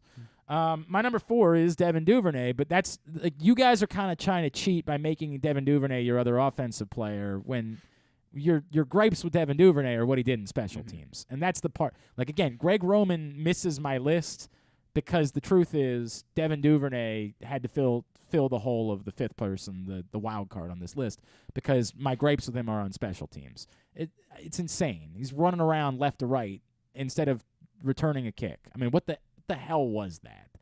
I get that he got away with not fielding the punt earlier in the game that went into the end zone, and so maybe buoyed by that, he thought it was the right thing to do later on in the game to give it up again. Obviously, the Ravens end up getting pinned inside their own 5-yard line because of it. Just not a day for Devin Duvernay. If you combine that with the fact that he was hardly involved offensively, Devin Duvernay was an easy choice to make the list, but I had to be honest about it. My gripes are on special teams, so he's got to fill the wild card spot on the list. I can't get away with making it. There are too many other candidates offensively for him to have been my second offensive player. So he's the wild card. He's number 4. Gotcha. I mean, we could have gone with anyone, really anyone defensively. I went with at my number 4, Odafe Owe. I mean, where is he? He did not have a tackle. He played 40% of snaps. He's a first-round pick, and he is not on the field. He's not doing anything. It's a legitimate problem. Yeah. He didn't make my list because he didn't make the mistakes that some other guys did, but it's a legitimate problem that the Ravens are dealing with, where you invested and it was one thing earlier in the year where we were like, I think he's playing well. He's just not making the impact plays because he's having to do too much. There's just nothing there right now. Like it's JPP's playing more than him. Houston's playing more than him. It's rough. Number 3 is where you find Gus Edwards, just because the fumble was so critical in determining the result of the game. It welcomed the Jaguars into the football game. If the Ravens, even after the Jaguars scored that touchdown, if the Ravens go put a drive together, suck a bunch of time off the clock, particularly if they score, they can retake control of the football game. They didn't do that. Gus Edwards, it was a disastrous fumble, and yes, to your point, he just didn't do enough in the ground game for me to be able to say, hey, that we can live with one mistake. It wasn't a good day for Gus Edwards. He's my number 3. My number 3 was Brandon Stevens. I mean, he's been getting picked on all season, and then he let up the 2-point conversion. As soon as I saw Peters and Humphrey were on the same side, they motioned over Zay Jones, and he did what he'd been doing all day. And well, he's number 2 on my list. I mean, there's no getting around it. The disappointing part with Brandon Stevens, as I mentioned earlier, he's an ascending player, or someone that we've thought to be like that. I can live. We'll get to number 1. My number 1 is obvious. He's on his way down. Like, I understand that. Brandon Stevens is an ascending player, and for it to look as bad as it did and for it to be as rough as it was is particularly disappointing for a player that we have thought to be ascending and someone that you maybe thought was turning into a value guy that the Ravens found a little bit later on in the draft that could end up being a starting caliber type of player for them for some time to come, a la, like, say, Ladarius Webb once upon a time. I get that's a high bar with Ladarius Webb because as a slot corner, he was never a very good outside corner, but as a slot corner, he was unbelievable for much of his career. So I get that's a high bar, but you thought that maybe Brandon Stephens was becoming that type of player. Yesterday it was just not good. Go ahead. My number 2 is who I assume is your number 1. I have Marcus Peters as my number 2. Oh, terrible game. He didn't want anything to do with Zay Jones the entire day. And, yeah, you were way ahead of me on him. You had him as, your number 1 at the midseason slap. And I was like, I had a little bit of pushback, but you were right. He's fallen off. Yeah. It's been a bad year. I mean, again, the Cincinnati game, he looked good. Outside of that, it's just been a bad year. And I say it's been bad. It's been bad by maybe Marcus Peters standards, right? Like, I still think he has to be out there. Like, I'm not saying he has to be benched. I don't think they have a better option. But they need Marcus Peters. Marcus Peters is making money to be a football player. They need him to be a football player. And there's no other way for me to say it. It's just bad. It's bad, bad, bad, bad, bad. He's my number 2. My number 1 was he was your number 2 or sorry, he's my number 1. Yeah. Yes. My number 1 was Lamar. I mean, I wanted to put Eric DeCosta again, like I did earlier, but you didn't like that. Yeah. So I'm using him kind of as a front man, more or less, but it's still on Lamar. I mean, my problem with DeCosta is because he's the one that constructed this offense, and it's not a good offense. But Lamar has what he has out there, and he wasn't able to get it done. He still only completed 50% of his passes. He looked better. I mean, he looked okay towards the end there, but yeah, I mean, he's got to put them in position in a better position for a makeable field goal at the end. Get the extra 3 or 4 yards, whether you throw it deeper, whether you keep it and run. And at the end of the day, it's on the quarterback. I understand. I just think he did far. If without Lamar Jackson, they have no prayer. Oh right? Yeah. Oh like, yeah. I mean, he would have been my number 1 if they won. Well, Justin Tucker would have been my number 1 if they won. But if they won that way, correct. But it's a very difficult thing. I think win or lose, Lamar Jackson is almost always at the center of it for me. I in a way, I think you have to try to keep that in mind when we make those lists. That like it's just too easy. This is what we do with the MVP award in quarterbacks. It's too easy to just say it's all on the quarterback. I think you still have to judge the way someone performed. And I do think that Lamar Jackson had a shaky day, but again, I don't put the DeMarcus Robinson thing on him. I think he missed some other throws for sure, and I think he did. He's looked tentative. He's looked squeamish for a while. I think I would look squeamish if I was dealing with what they're dealing with. And he did enough of the good, I mean, really barreling down and being willing to run with authority a couple times when they needed him to, that it definitely outweighed the bad, and I couldn't put him on the list because of it. But I understand. That's not me saying that I think Lamar Jackson was brilliant yesterday. I don't think he was great. I think he did enough to avoid the list. For me, and that's the way it was. I think it's too easy in a loss to just. I think it's too easy always to just say it. Always, it's yes or no on the quarterback. I think it requires a little bit more discernment.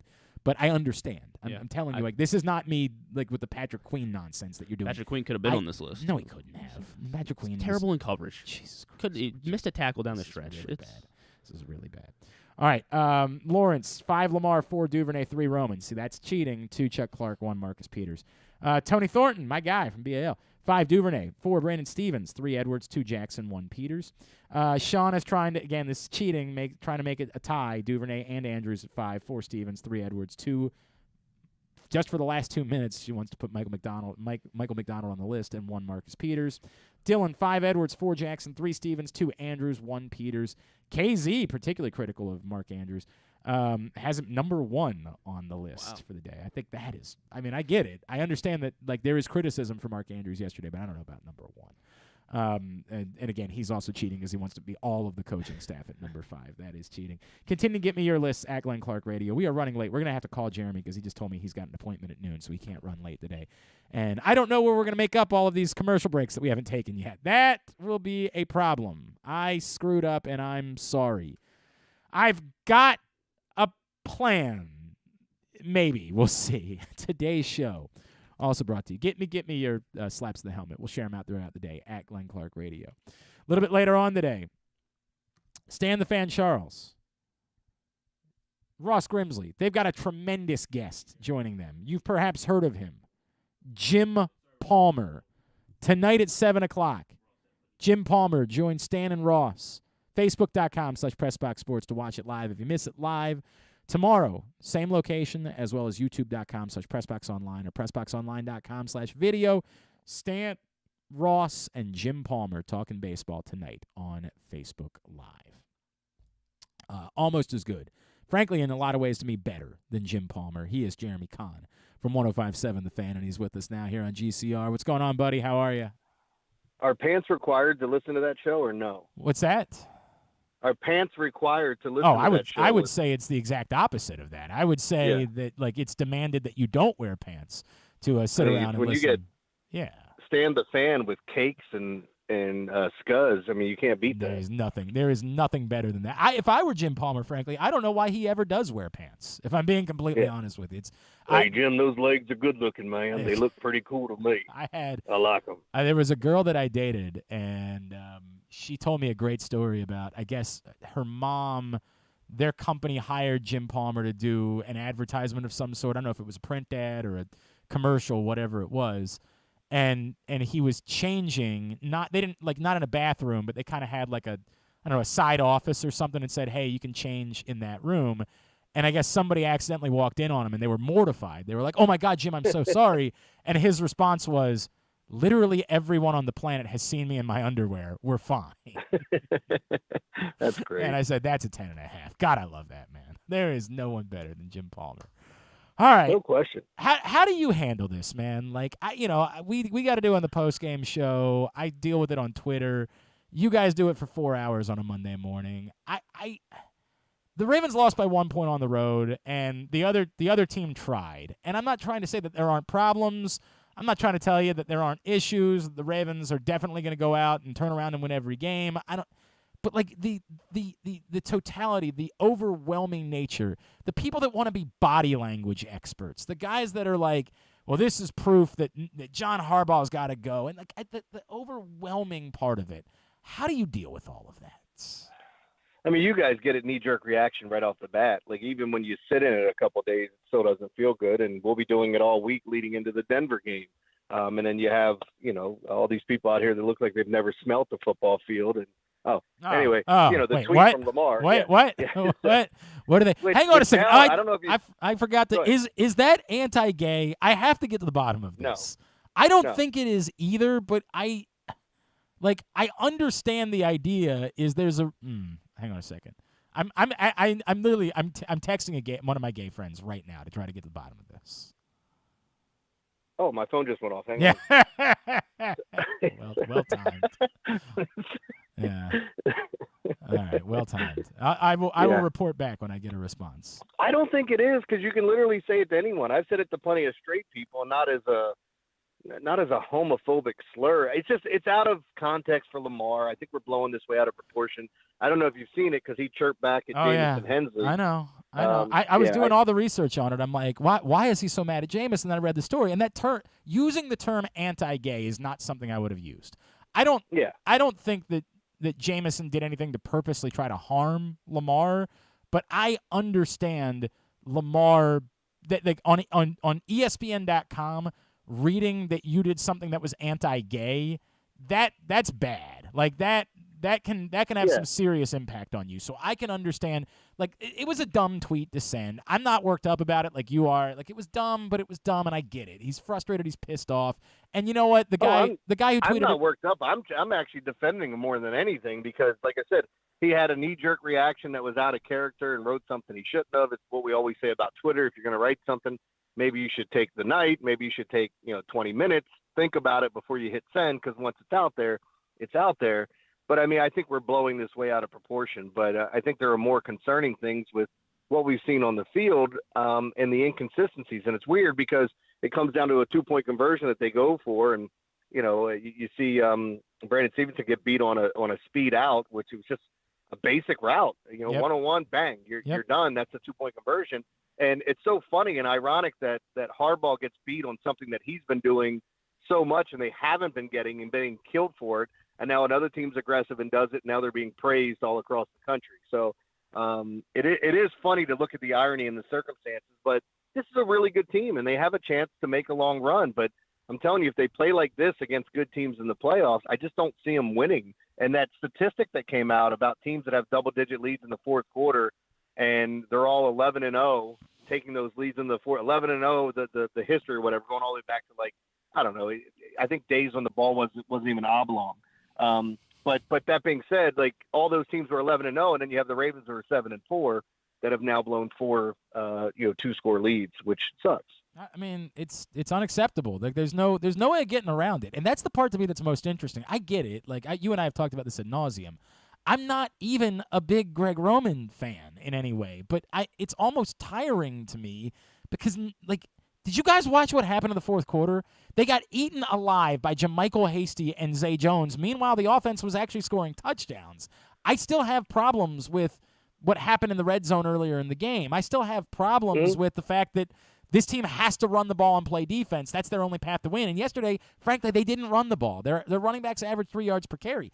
I've got problems that are related to Greg Roman. But my God, like, the defense melted down against Zay Jones and JaMychal Hasty, and we're one-trick ponies. All we can do is come back and whine about Greg Roman.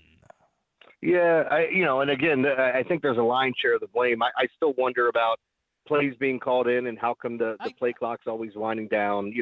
There are all these things that you can blame, but he's not the one guy. It's not like the sacrificial lamb that it all goes back to Greg Roman, because no matter what play he calls, whether you like it or not, they still have to execute, and they haven't been doing that, consistently. And the weird thing about yesterday is everybody's praising Trevor Lawrence, and I think he should. He had brought his team on a come-from-behind win and all this. Yeah. Lamar had, if you take his passing yards and his rushing yards, more total yards combined than Trevor Lawrence, and he's getting killed today, and all he did was take his team on a drive down the field with 2 minutes left to go in the game to take a touchdown lead, because remember, they got their 2-point conversion as well. So, yeah, it's a really, really weird game and how things go, and ultimately it's going to fall back on all those things that kind of went right during the game. It still doesn't feel right, and I thought, our buddy KZ put it best. They're 7-4, but for some reason watching them, they feel like they're 4-7. Yeah, they feel like they're 4-7, and the truth is they're 7-4, and again, they've had second-half leads in every game they've played this season. Yeah. Like, you could argue that they're better than 7-4, and yet we all feel like they're worse than 7-4. We all feel like they've led in the fourth quarter of every single game. Right, and we all feel like the sky is falling. Like, I mean, it's a very bizarre scenario for them to be in. And the tricky part is some of the big picture things that people want to bring up, I think are going to be conversations at the end of the year if they fall short. I just feel like we're trying to skip ahead to that part instead of letting the games play out, letting the season play out. There's going to be a time where we're going to have to talk about the future of this offense and talk about the future of a lot of things. Like, the Lamar Jackson thing utterly looms over everything about this organization. And Glenn, the other thing with this too is, like, if we honestly look at it, I know nobody says a loss is a good thing, but remember, they got the hell out of Dodge against the Panthers playing poorly from an offensive standpoint. In this game, they were coming away with field goals left and right instead of sevens, which allows the team to hang around. And then on top of it, it just feels like now in the fourth quarter that weird things happen. I mean, that's a goofy fumble from Gus. That's, even Lamar's fourth down, it doesn't matter if he fumbles it or not, they didn't make it. But, like, there were some goofy plays there, and, these weird things that keep happening to them, it does almost feel like they're a little snake bitten at times. But, people do make it feel like this is just a bad team, and they're not. They have warts just like everybody else, but it is weird sitting here watching this week after week going, what just happened? Because I'm not sure. Like, I kept saying, I don't know what this team is. I don't know what this team is. Usually midway through the season, you kind of have an idea, and I still don't know what they are, because I think their defense is really good. I think their offense has a chance to be exceptional, but we have not gotten that all in one game yet with the new pieces.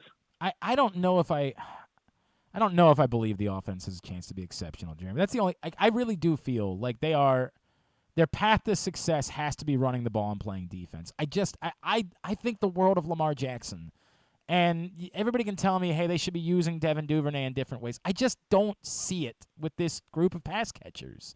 I don't see a group that is capable of being particularly dynamic and doing special things. I think they can make some plays. Obviously, they made a massive play yesterday with Deshaun Jackson getting free and Lamar making one of the great throws we've ever seen Lamar Jackson make in his career. I I don't see that as being a viable play. I keep using the words margin for error. Who called that play? Yeah, right. I mean, No, it's I'm kidding. the guy that we killed. I mean, look, I bang on Greg Roman as much as everybody else, but man, sometimes I sit back and I get like the contrarian in me goes, you know what? I don't feel like beating him up today. I feel like kind of defending him at times, but I just kind of I'm in that group where I feel like we've seen the most that we can get out of this offense from him. Well, I mean, I go back to the thing. Greg Roman's thing is what Greg Roman does, and that to me, if you want to criticize Greg Roman from yesterday, it's that the running backs ran for 3 yards per carry, and that should never happen in a Greg Roman offense. If a Greg Roman offense can't run the ball with their running backs, then what is he offering to you? I know what Greg Roman does, and I know what he doesn't do. You want to criticize Greg Roman, that's it. It's that they have to run the ball. They have to be able to get more than 3 yards per carry from their running backs. And if they can't, he's not going to offer anything to you. We try to make this so much bigger than that. They don't have the weapons. They're not here. I get it. Everybody wants to believe Steve Smith can say a billion things about James Proche all he wants. And we have this weird thing in this market where we're clouded by Steve Smith. I don't know what it is. Like, we still pretend like Steve Smith is one of the greatest receivers in franchise history. Like, Steve Smith, and I get it, the bar is so low that he's still somewhere in the top 5. Like, I understand there's the argument for that. But, like, we have this weird thing where Steve Smith has this power over this fan base for some bizarre-ass reason, where when Steve Smith says James Proche, he doesn't even know the man's name, James Proche is so good, we convince ourselves that James Proche is this unbelievable weapon, and it's Greg Roman's fault that he's not using him.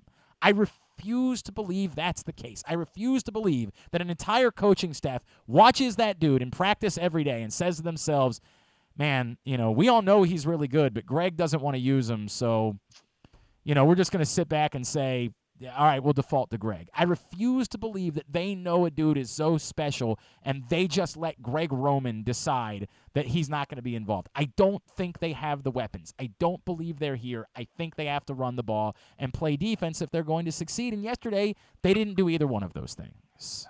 Yeah, and I mean, that's just kind of how it is.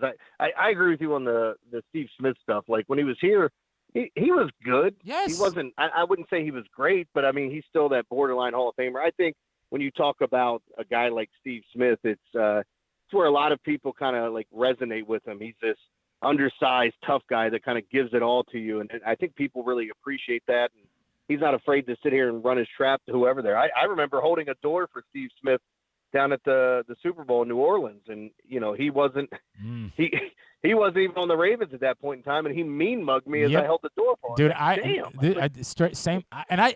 don't dislike Steve Smith. I want to make this abundantly clear. Me either. I don't dislike him in any way. But one day, someone called into the radio station, the old radio station that doesn't exist anymore. Like, the offseason, they acquired Steve Smith, and said, "Hey, what have you seen about how they intend to use him?" Like, the question was like inside outside. And at that point in the offseason, I just hadn't been out to a practice, so I said something like, I'm not sure yet how they're going to use him because we haven't seen him. And somebody tweeted out a quote of me saying, I'm not sure how the Ravens are going to use Steve Smith. And Steve Smith proceeded to mother F me on Twitter for the next 15 minutes. Over the most innocuous thing. The most innocuous and thing. Something he didn't hear either. Correct. Yeah, he didn't hear it. He'd be pissed off about if it went the other way. He has no idea what I said, and what I said was insane. Even at face value was innocuous. Like, it was so absurd. But I don't dislike Steve Smith. I just can't believe this fan base and, like, the power that this man holds over everyone, despite the fact that he was, like, the 6th or so best receiver in franchise history. They voted him ahead of Derek Mason on the list of the greatest receivers in the history of the franchise, which is bat-ass insane. Like, it's nuts. I don't understand the power this man has. It's very bizarre. All right. I think people have just always liked him because he's always it's the edge. It's the quick-witted, right, sharp, correct. and it's that he has the chip on his shoulder. Correct. Everybody sort of, they feel something about that, and so it controls them in a weird way. I don't know how to explain. I'm just glad I didn't say a thank you would be nice to him as I held the door. Oh my God, you might have gotten decked. You might have gotten an elbow to the face at that point. How many texts have you gotten from people panicked this week, made some bad decisions now that they can bet from their phones? I'm sure you're getting a ton of – I'm sure every friend you know has been asking you for advice and for tips, but how many have been the other way? The dude, I'm in a bad way already.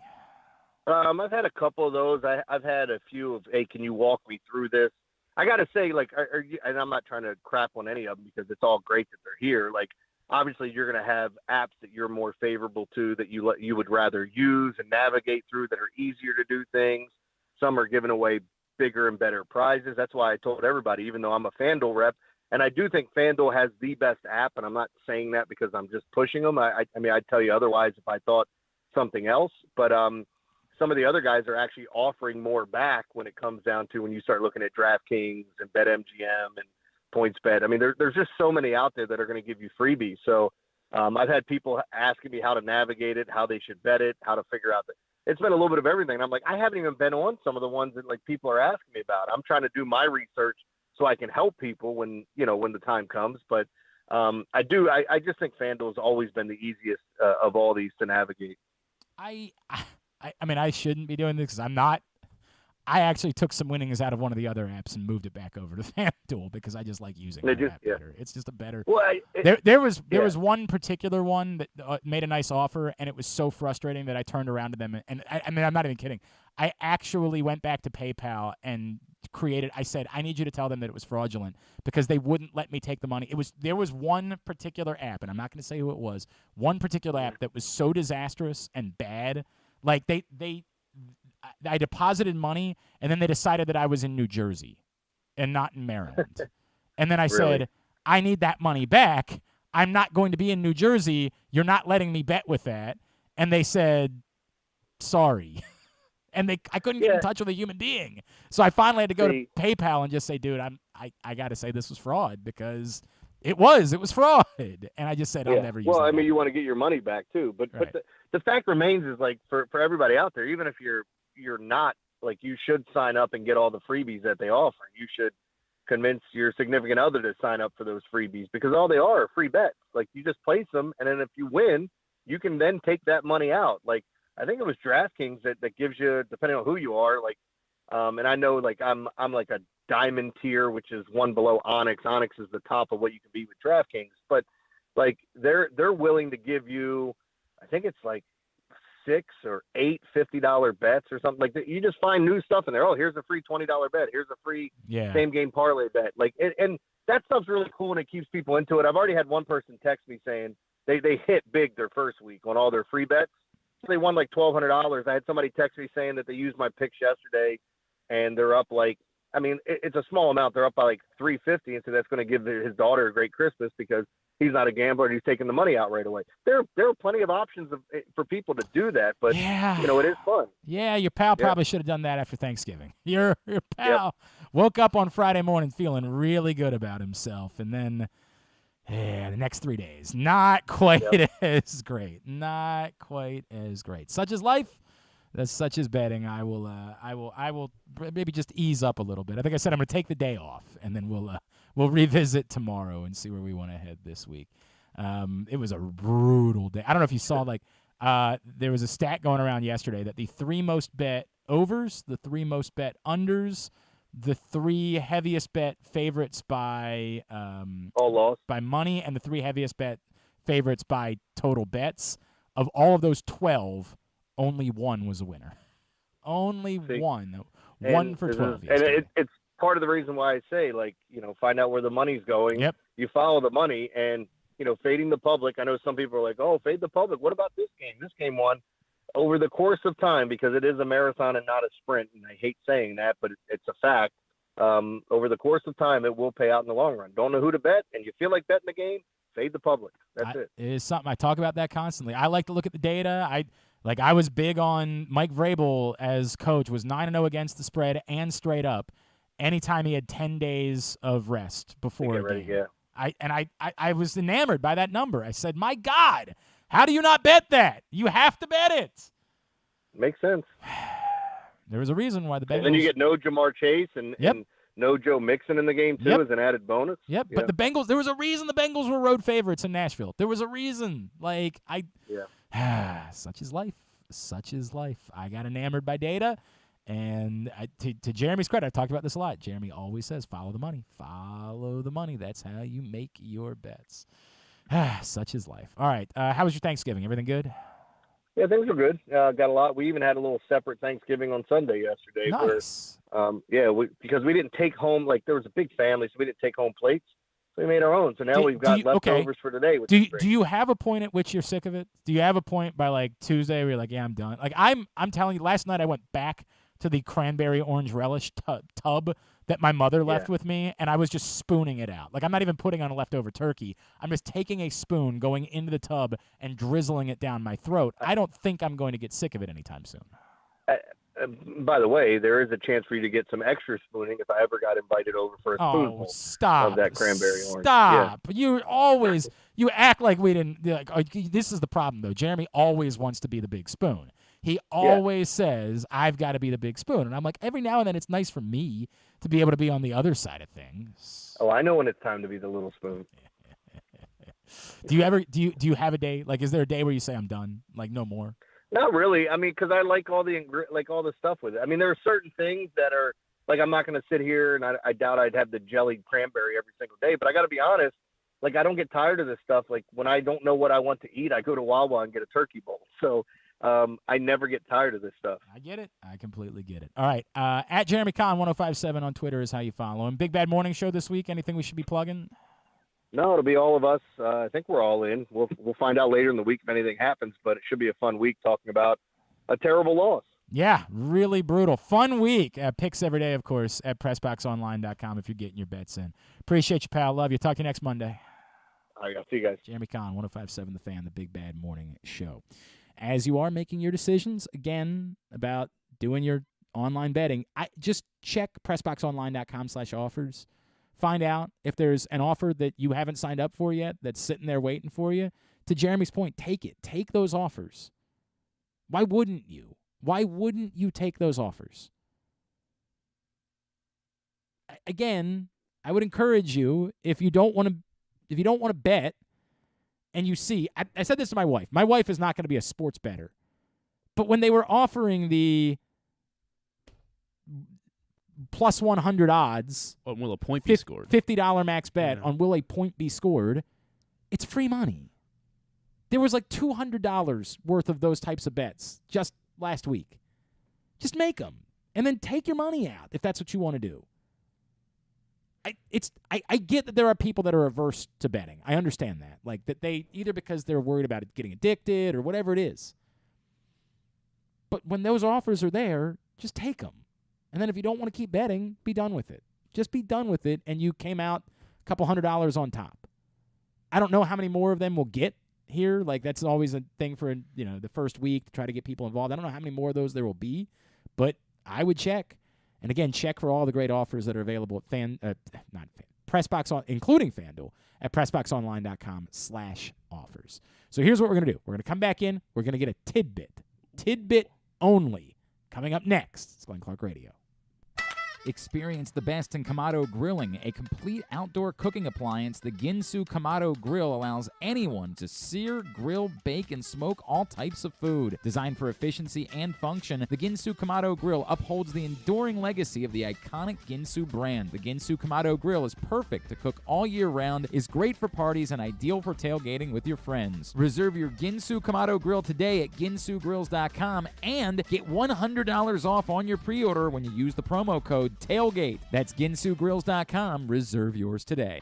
UMBC basketball is back at Chesapeake Employers Insurance Arena, and tickets are available now at umbcretrievers.com. Don't miss any of the great early season matchups as the men take on local rivals Coppin State on November 30th and Morgan State on December 10th, while the women square off with American on December 18th. Experience the excitement of game day at the Peak by getting your tickets right now to come see the Retrievers at Chesapeake Employers Insurance Arena. Lock yours in at umbcretrievers.com. Another Orioles season is in the books, and the Bat-Around was there every step of the way as the Birds posted their first winning season in 6 years. And after promoting 2 #1 overall prospects in Adley Rutschman and Gunnar Henderson, Mike Elias has said it's liftoff from here. Hi, I'm Paul Valley, and along with my co-host Zach Goodman, we'll be here every Saturday from 10 a.m. to noon all off season, discussing every signing, trade, and waiver claim as we navigate the cold winter months that lead to spring training. You can watch us at youtube.com/PressBoxOnline and Facebook.com/PressBoxSports, or listen live at PressBoxOnline.com/radio. And if you miss a show, you can find us anywhere you get your podcasts. So tune into the Bat-Around with Paul Valley and Zach Goodman every Saturday from 10 a.m. to noon right here at PressBox Sports.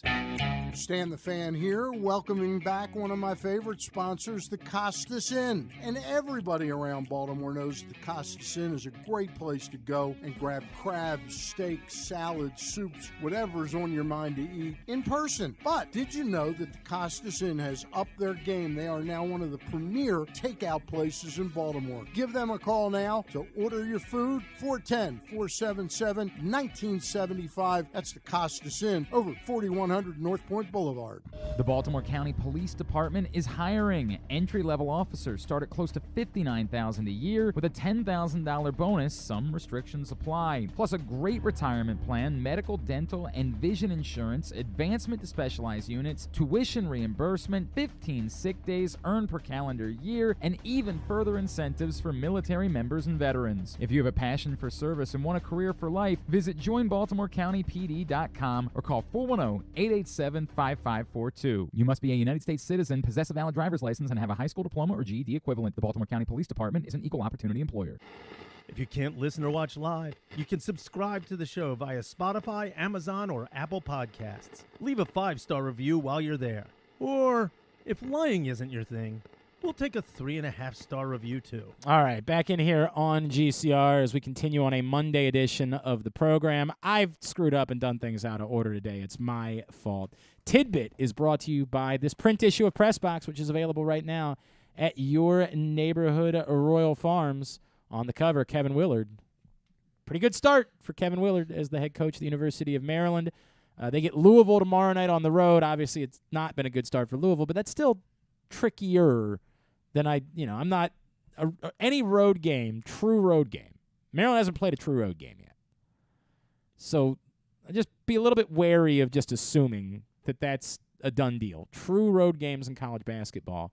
And at a place like Louisville, where even though they're off to a bad start to the season, it's going to be a huge crowd. Like, this isn't a pro sports town where, like, if a team's struggling, they don't show up. Like, people will still show up tomorrow night at Louisville. There'll still be a difficult atmosphere down there. So I just kind of a little wary of that, but a big game tomorrow night for Maryland. Then it gets really big after that. Illinois on Friday night. Massive, massive. Hopefully, if Maryland wins tomorrow night, there will be a big crowd in College Park on Friday night for that game. But the point is, Kevin Willard's on the cover. Sits down with Stan the Fan and I for a lengthy Q&A. Really enjoyed that conversation. You can find it right now at your neighborhood Royal Farms and at the hundreds of locations around town where you find PressBox, or read it all at PressBoxOnline.com. Tidbit. All right, I got a couple here. Browns, they scored with 32 seconds left in regulation to tie the game with the Bucs, and then went on to win it in overtime.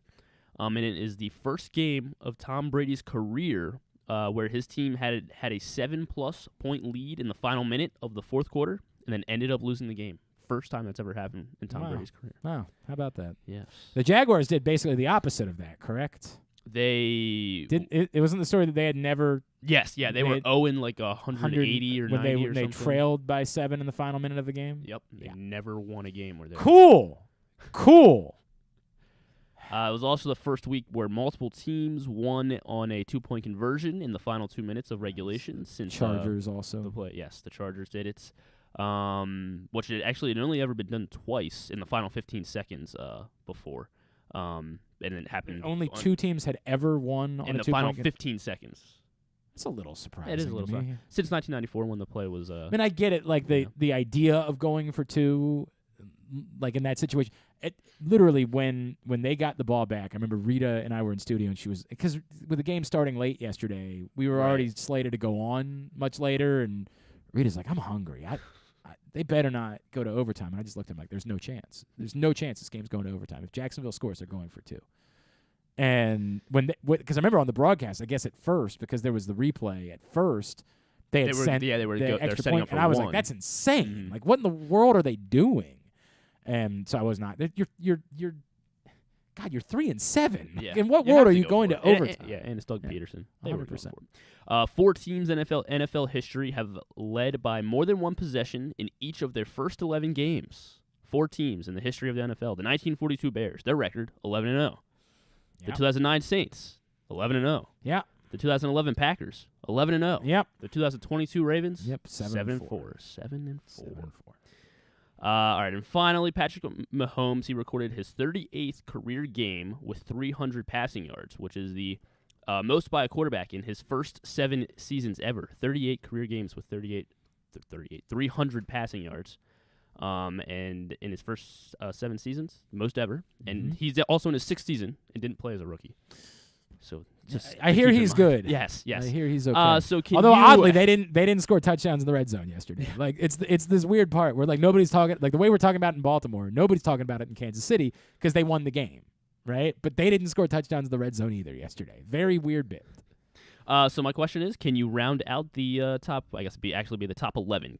So 10 more names, the 10 next with the most 300 yards passing games in the first 7 seasons. Yes. Peyton Manning. Peyton Manning, 30. He is tied for 4th. Ben Roethlisberger. Not. Yeah, he wasn't. Remember, it took a little while. And the same thing with Tom Brady. I'm going to say it's not Tom Brady. You would be correct in guessing it's not Tom Brady. Because the way that they were doing, those two teams were, they didn't ask them to be more prolific passers until later in their career. Kurt Warner. Kurt Warner, yes, also tied with Peyton for 30 for 7 seasons. This despite the fact that I'm pretty sure within those first 7 seasons he was a backup again in New York, remember? Eli Manning. Eli Manning is not on here. Okay. Andrew Luck. Yes, Andrew Luck is 3rd, 33 games. So Mahomes 1, Luck is 3rd. Okay. Phil Rivers. Phil Rivers is an incorrect guess. Not on here. It's a little surprising. Yeah. 20 for Rivers. Dan Marino. Dan Marino is number 2, 37. That is who Patrick Mahomes eclipsed yesterday. John Elway. John Elway, not on there. Okay. I haven't been writing down my incorrect guesses, and that's a mistake. How about Aaron Rodgers? Aaron Rodgers is just outside That's with 22. surprising. Yeah. That surprises me. Let's try Troy Aikman. Troy Aikman not in the top 11. Let's try Drew Brees. Not Drew Brees. Yeah, he got benched at one point there. Or not benched, but he was struggling a little bit in San Diego, and so I'm not stunned by that, but he was so prolific, I still thought it was a possibility. They're all but one are active still. All but one are active still. All but one. Russ. Not Russ. God, he stinks. Oh, it's so hilarious how bad he is. Like, I mean, did you see Brian Burns was doing? Oh my God, all of it, and then like his own players fighting with him on the side. Oh my just goodness. all of it. It's like, what do you think? You think he's saying? He's like, "Let's go!" Like, hey, clear eyes, full hearts. I mean, like greatest all comeback the, ever. The Let's go. dumb And then right? He's like, Matt Ryan. Yes, Matt Ryan, 30. He is tied with Kurt Warner, Peyton Manning. There's one other guy that also has 30. Matt Stafford. Matt Stafford is the one. There's still another active? There is 3 more active, 1 more. 3 more active. Non-active. Are we already at 7 years? Dak Prescott? Dak Prescott is just on the outside. Okay. He has 20. 3 more active quarterbacks that are on this list. They're all at the bottom of the top 11 here. So that seems surprising to me that there would still be 3 more guys that could be on this list. But oh boy, like I have guys I want to guess, but it just doesn't seem. Josh Allen. Not Josh Allen. Yeah, I mean, it just doesn't seem like he's done it, like played it long enough. Like that's the problem with me coming up with 3 more that are on the. Stop! Don't say anything. Okay. Joe Flacco. I love Joe Flacco. He's 21st. Yeah, I mean, I didn't think so. That's why I'm struggling with there being 3 more guys on this list. There's no way that Joe Burrow's there already. Not Joe Burrow. 3 more active quarterbacks that are on this list. Jared Goff. Jared Goff, 28 for Jared Goff. Jesus. Kirk Cousins. Kirk Cousins also 28 for Kirk Cousins. Is it? It can't be Ryan Tannehill. It is not Ryan Tannehill. He is currently not starting. He's currently not starting. Yeah. Andy Dalton. Not Andy Dalton. No, he is starting. He is starting. Yeah, So you're actually very, very warm with that guess. Jameis. Jameis has 27, and then one more guy had 27 in his first 7 seasons. Fran Tarkenton. Not Fran. Dan Fouts. Not Dan Fouts. Warren Moon. He only played 8 seasons. All right, just tell me. St. Louis Rams quarterback Mark Bulger. Oh, Mark Bulger. All right, it's I get it. That makes sense. All right, very good. That was Tidbit. Tidbit was also brought to you by Guilford Hall Brewery, 1611 Station North, 1611 Guilford Avenue, in Station North. I talk for a living. GuilfordHall.com is the website. Always something amazing going on at Guilford Hall Brewery. Live music, bar trivia, yappy hour. Just, it's such a cool place. Real gem in our city. Guilford Hall Brewery. GuilfordHall.com is the website for you to find out what's coming up. Try the delicious Bavarian-inspired menu, the craft brews, the whole thing. All right, when we come back in, we will we'll preview what's coming up tonight, Totally Tubular, and wrap things up for a Monday edition of GCR. The Baltimore County Police Department is hiring. Entry-level officers start at close to $59,000 a year with a $10,000 bonus. Some restrictions apply. Plus a great retirement plan, medical, dental, and vision insurance, advancement to specialized units, tuition reimbursement, 15 sick days earned per calendar year, and even further incentives for military members and veterans. If you have a passion for service and want a career for life, visit joinbaltimorecountypd.com or call 410-887-5542. You must be a United States citizen, possess a valid driver's license, and have a high school diploma or GED equivalent. The Baltimore County Police Department is an equal opportunity employer.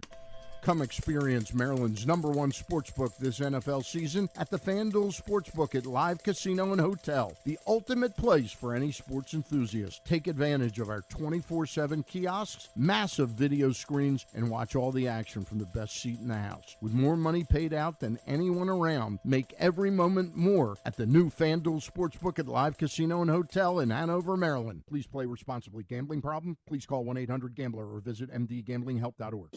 The weather outside is really unpleasant, so it's time to warm up with some comfort classics this winter at your neighborhood Glory Days Grill. Try the Twisted Ribs and Wings combo. It's 2 full pounds of meat, the mac and cheese bites, Mr. Richards meatloaf, the citrus salmon, the winter spinach salad, and for dessert, here's internet radio personality Griffin Bass to tell you about the bourbon butter cake. Oh my God, it's so good. Pair it with a blood orange bourbon cider or a devil's backbone cranberry smash. Place your order now at glorydaysgrill.com. Glory Days Grill. Great food, good sports. That first sip.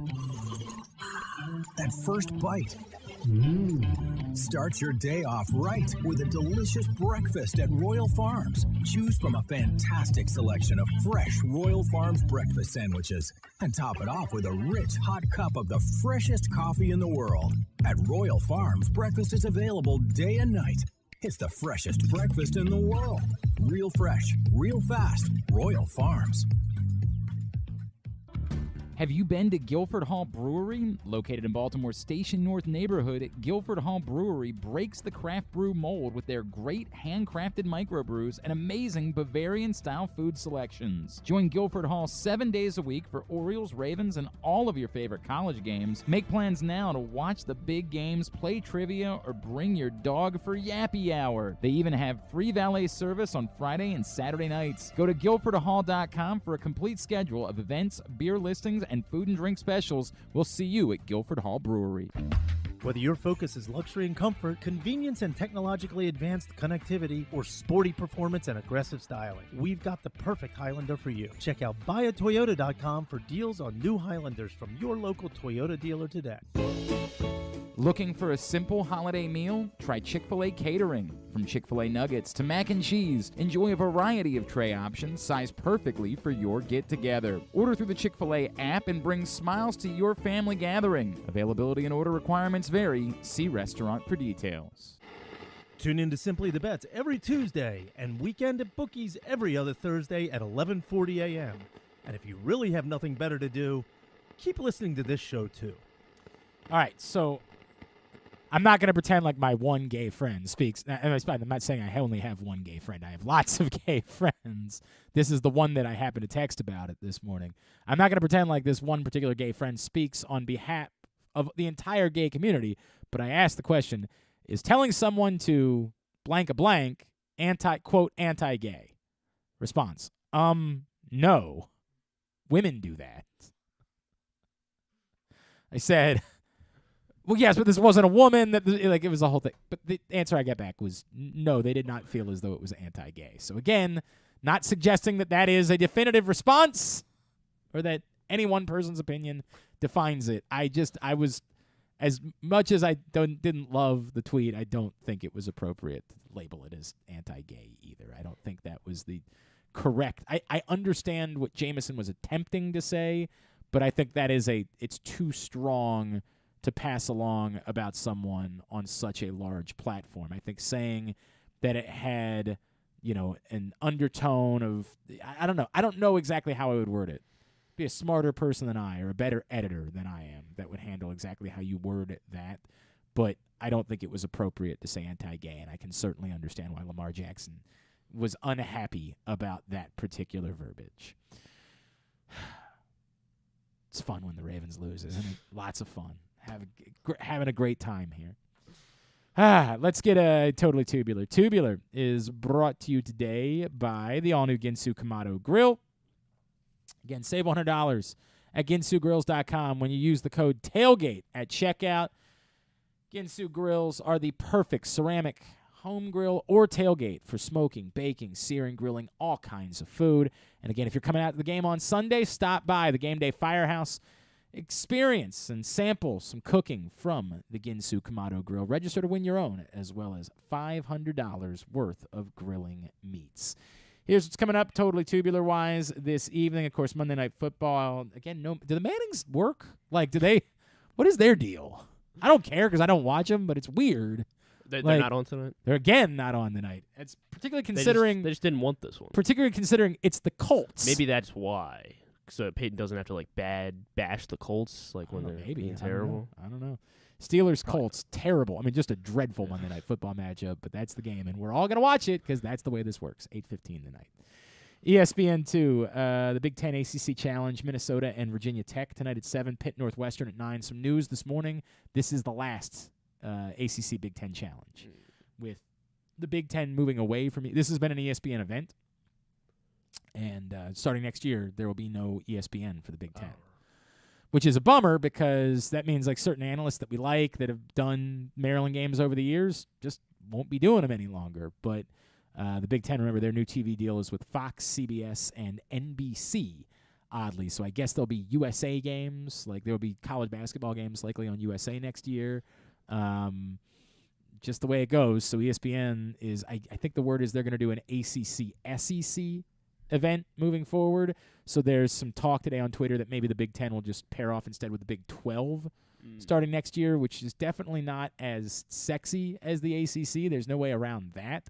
You get Baylor, obviously they're very good. It's not like there's nothing in the Big 12, and I know Cincinnati's coming into the Big 12, for example, but I guess Houston's coming into the Big 12, so that'll be a good marquee, opponent for a Big 10 team, but Big 10, Big 12, definitely not what Big 10 ACC has been. But you get it. ESPN's hey, dude, if we don't have the Big 10, why are we, how would this even work? How would we, the Big 10 is going to have home games. We don't have the rights to those games. So we literally can't do this. It's over. I know it doesn't have to, when this thing started, it was electric, man.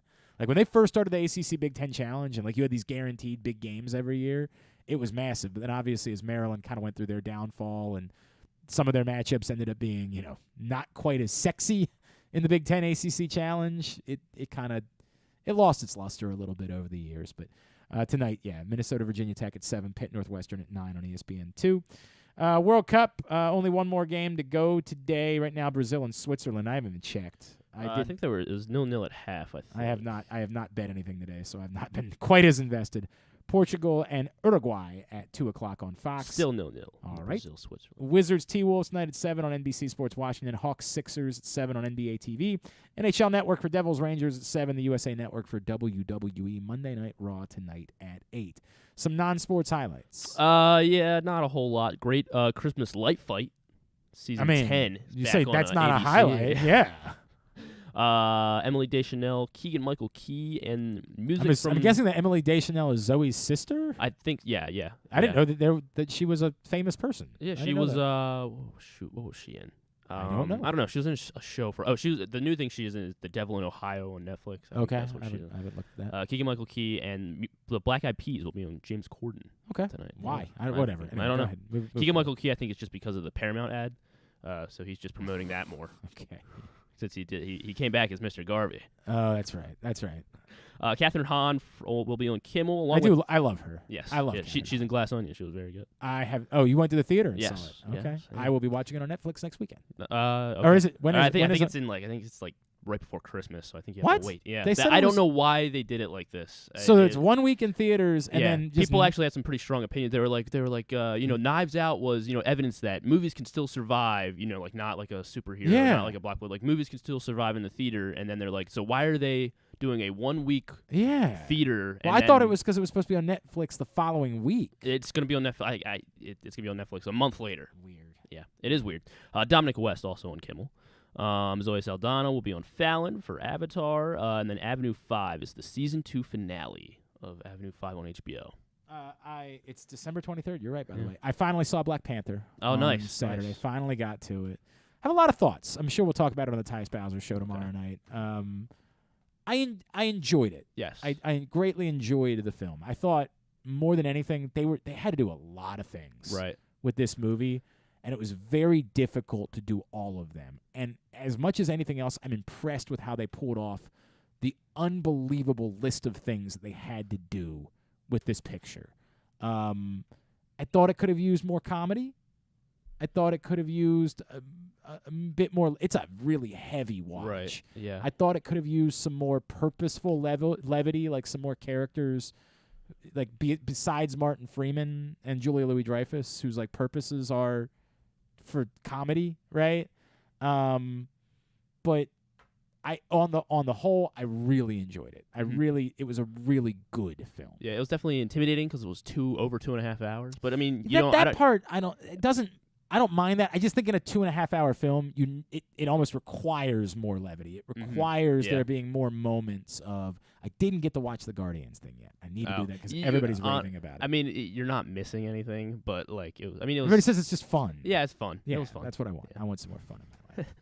All right, very good. Hey, don't forget PressBoxOnline.com/offers. Sign up. Great deals available as you work your way into legal sports betting here in the state of Maryland. And we get a little commission from it, so it helps us keep the lights on. PressBoxOnline.com/offers. Go check that out today. Thanks today to Andrew Catalon. Thanks also to Jeremy Conn, as well as to Eric Edholm from NFL.com. We'll get it all up in the greatest hits section of the tab at GlennClarkRadio.com. Anything tomorrow? Joe Serpico. Yep, and Stuff and Things. Patrick Stevens. Yep, very good. Stuff and Things is what we got tomorrow. Simply the best. Stuff and Things. Thanks, everybody at PressBox. All of our great sponsors and partners, including the Baltimore County Police Department, Glory Days Grill, Royal Farms, Costas Inn, the Baltimore area Chick-fil-A restaurants, Guilford Hall Brewery, Grade 8's Memorabilia, the FanDuel Sportsbook at Live Casino and Hotel Maryland, Maryland Vascular Specialist, the all-new Ginsu Kamado Grill, UMBC Athletics, your local Toyota dealer, buyatoyota.com. Thanks to Griffin at Griffin_Bass. Follow us, Twitter, Instagram, and TikTok at Glenn Clark Radio. Have a great Monday night. There were no local teams, right? No, nothing. Go nobody. Duke sucks. Ohio State sucks too.